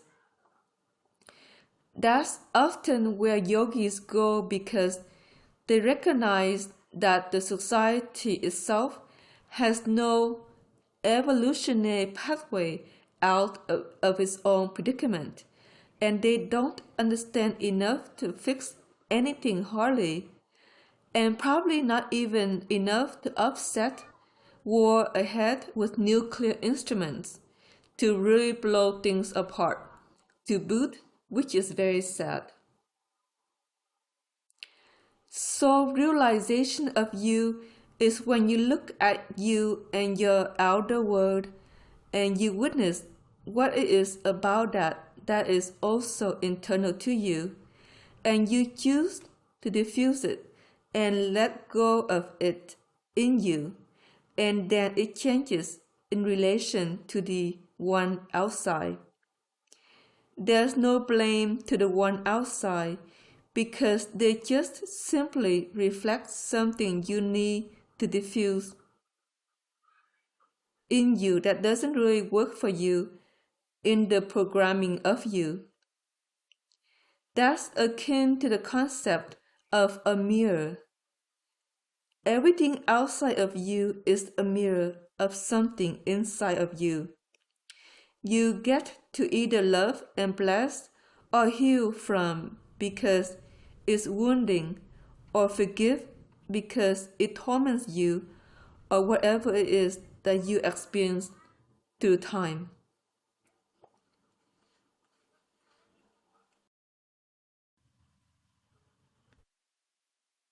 And so, inner vision, first of all, is associated with knowing you. So, who are you? Not just to these people that showed up on your screen today, the healers and the dream streamers and the visionaries. But who are you to you in that role? Are you a healer, or are you a visionary? Or are you a dream streamer? Or are you something else by nature? If you're something else, what is it that you are? We'll give you 4 keys or clues because they're not negative. They're just different from the first group that we shared of. One is that you could be industrious. You could be an industrious person that likes to create in many ways. Create. So test for yourself. Are you the healer, the visionary, the dream streamer, or the industrious one that likes to create something in the projects of you? Or are you really a partnership rep? And that would be a shorter term, meaning less rap about it. You really just want union, and that's the first and foremost thing in your mind even before work or anything else you think about. If you are in partnership and that's your first and primary interest, and it didn't work out or you don't like it, you probably want to get out of it and go do something else with another. And that's somebody driven by partnership. That may surprise you because you might think you're the industrious one if you've got an amazing workspace that you like to work in. But it may be your truth that really partnership is the central force of why you exist as a human being, and it's good to realize who you are in it. Now the third one has to do with your capacity to know. So if you're fundamentally oriented to knowing everything you can and everything you could, and that could lead to somebody who's very studious and interested in getting an advanced degree, then that's who you are. You're the one that needs to know, and it may lead to somebody who becomes a professor or writes a book or does something else when you share of your knowing. The fourth area is, are you like a gifted psychologist? Okay? Now, a psychologist is not a visionary and will define the difference. The psychologist examines the behavior and witnesses it as for what it is and tries to maybe modulate their own behavior to change the behavior of another, to make it okay to be near them through time. That's a master psychologist. These are master positions of seed systems. Could be a master healer, a master visionary, a master dream streamer, a master industrialist, a master knowledge-based system, a master partnership. A master partnership is also a master of family and care space. So it's about deep care and love. A master psychologist is deep understanding about the behavioral variations between human beings or even in relation to humans in nature and anything else that you would want to study on a psychosocial class of reality. And wherever you are in that, let it be that that's who you are. There's no right or wrong or better or worse. And it's how you relate to the world and relate to partnership and relate to everything else. The master industrialist is going to want some project that they can put their teeth into that grows and does something beautiful for them and perhaps something to share with others. It could be creative. It could be song and dance. It could be something else you do in any industry or career you choose to do. But that's a formal driven person that needs to accomplish something. So accomplishment is a natural state of the industrialist, whereas the psychologists and the visionary, they need to understand. The visionary and the psychologist, they need to understand, not necessarily know, what drives things in a particular direction and how to change it if they can. A master healer needs to understand all the motions that create harmony within another or within yourself. And so that's what you want to understand or know. Each has their own position of understanding or knowing within the seed system. The master dream streamer, like the industrialist, may be very much focused on creating something amazing for themselves or for others, and that's their primary focus in this lifeline of theirs. And then the master partnership or family person may be involved in something that is really related or may try to go out into industry where maybe life doesn't really align there, but they go by with it because they have their family or their kids or their spouse or whoever it is that they can apply their partnership knowing to. Therefore, all of these positions create a society and a will of a group of people that when you combine them all together and toss them like a salad, go out and do what they do and make life interesting, and that's seed system. That is not the oligarchy society, because in seed society, and you can envision this, it's all positive. There's no negativity at all.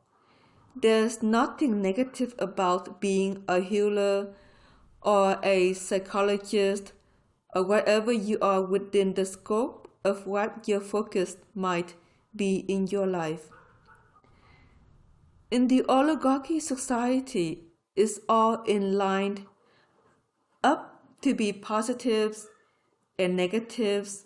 Success is good and failure is evil, and to be ashamed of and belittled. Creative things are wonderful, but you're always better if you can create something that grows famous. I mean, they have this issue of it needing to be famous to be of worth. So the artisan that sings the most amazing music and goes unknown is nothing, whereas the one that's on the TV and performing all the time with all the CDs that are everywhere is great. They have this attitude that if it doesn't go big and make a lot of money and profit, it has no worth. And that defeats everyone in this society. And perhaps that's why there's so many industrialized goods and services even, meaning that you've got factories painting plates rather than people doing them custom, because nobody trusts or believes in themselves enough to create anything to share.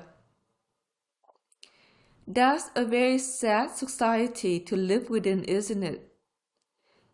It's all about money, and you never get that much because only the biggie wiggies that are 1 out of maybe 1,000 get a fair amount, and 1 out of 100,000 gets a lot more, and 1 out of 1,000,000 might be worth a lot, and 1 out of 1,000,000,000 is like worth circumference, wealth, or fame.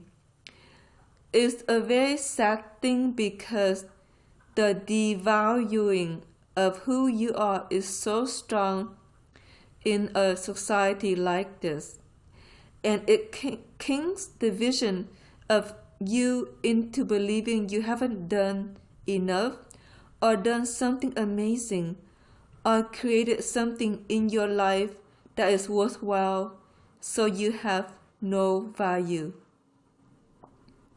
That's the social programming we like you to diffuse next, which says you have no value, you have no purpose unless you succeed big.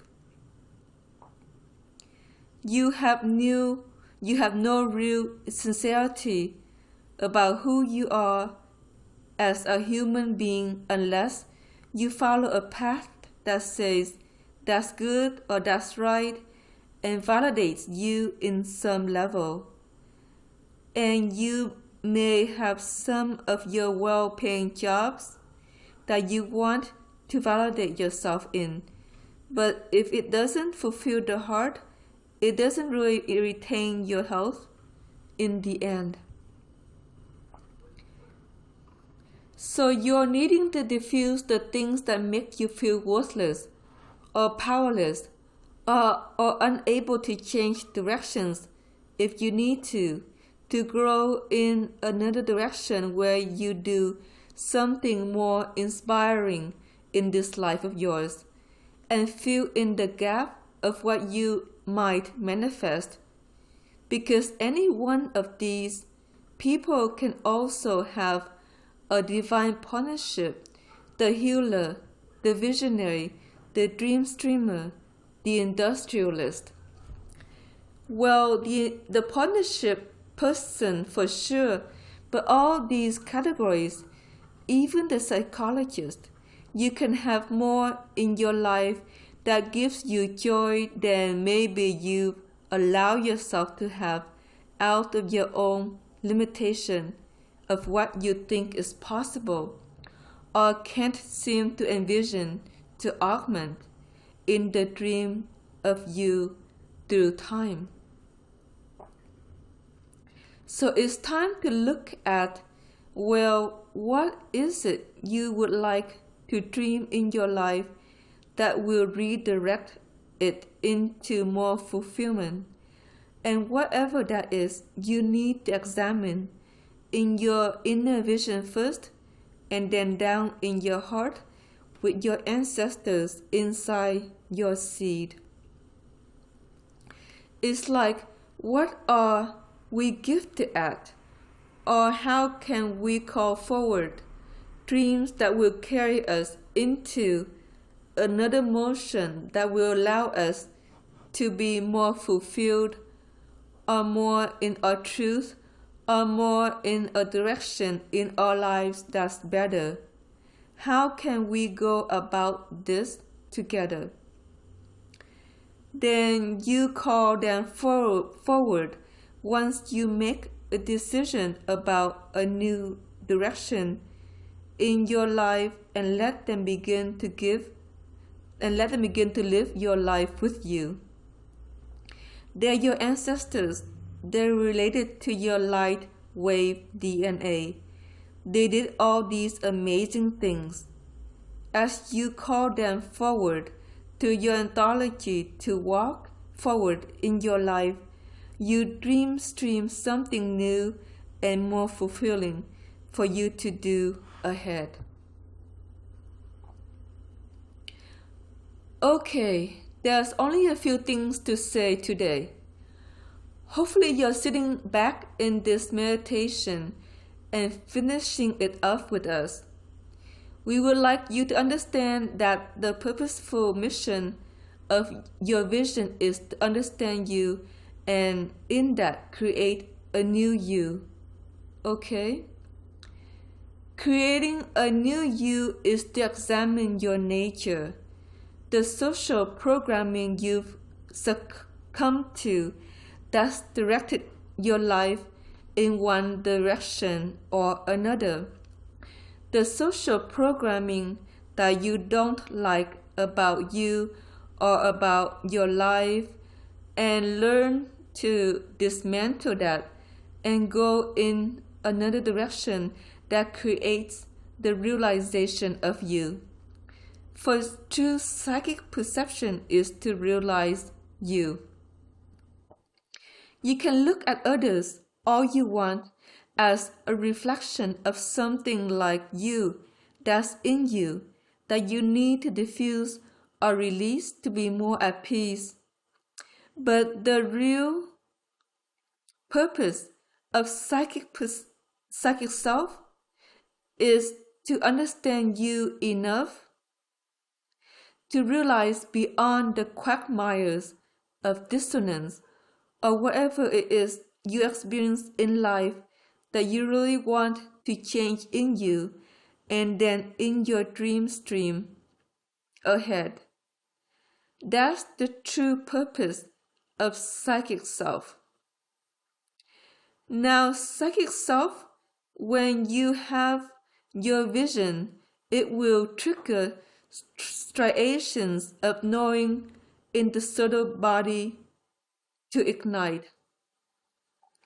So what happens is you are looking at something and suddenly the knowledge bank of you illuminates in your subtle body, and then there's a vision that's presented around the mirrors of the subtle body head, and then it's relayed or mirrored to you so that you can understand that same information and apply it to your own life or your own dream streaming or your own nature. There's many things to know about working with light from a psychic point of view, and we're going to get into more of them in the webinars ahead. But right now we're going to talk about diffusion. Diffusion is a means by which you let go of something, or in essence grounding it out of your field. So there's infuse where you illuminate the body, and the infusion, it comes into the tailbone and the feet. Usually a white light application is what you want to connect to. On the other hand, the diffusion is the opposite.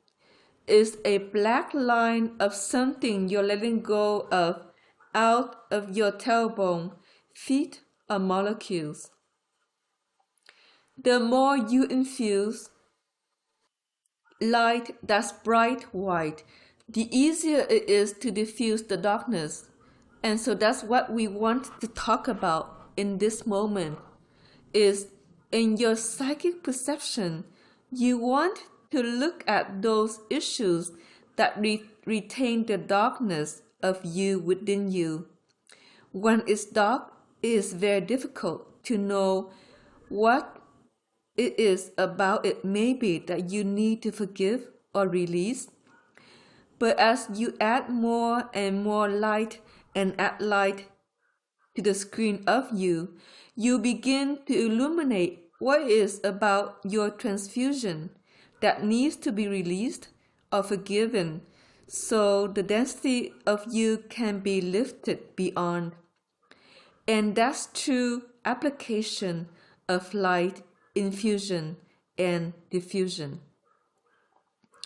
The issues are emotional, and sometimes as you transfuse through a certain programming that's negative, the negativity comes up day after day after day until you finally rise above the social programming enough to relinquish it and go, I'm done with that now, and I can go on and infuse something else that's better for my life ahead.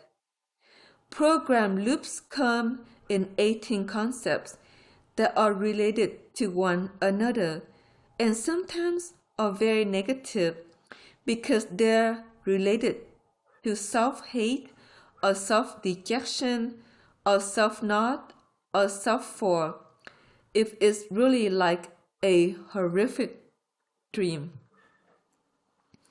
When you get into those layers of programming you're transfusing through, it will trigger other memories in your life where you felt the same way, and you will find yourself forgiving certain incidents, going back in time where you felt negative like that before.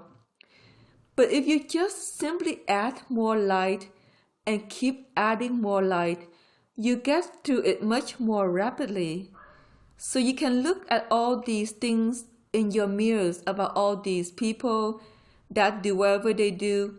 But if you just keep adding light, what's dense or dark or uncomfortable or perhaps downright negative or making you want to cry or whatever it is that you're feeling, you keep adding more light, you just lift right through and out of it.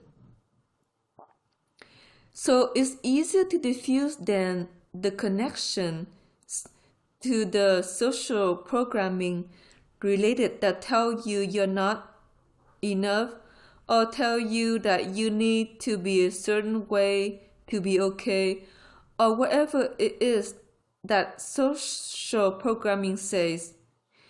Most social programming is quite defeatist, which is why you have a society of people all at this time that worked for someone else, don't create very much, and do whatever they do and sit in front of the television trying to find joy in some play or script or something they're looking at on the TV to feel at all well or whole or anything else. That's very sad because they're not really living their lives. In a way, they're living their deaths because they're not really into their lives in a way that brings them joy to go and create anything because the social programming keeps telling them you're not good enough, you're not well enough, you can't do that, you're not talented enough. That's the way the societal programming aligns, and that's very sad for most.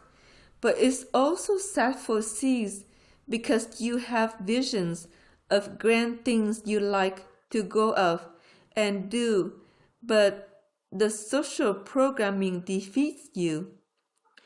Now you have the capacity to say, okay, I'm going to let go of the negative social programming and grow in another direction that allows me my full expression.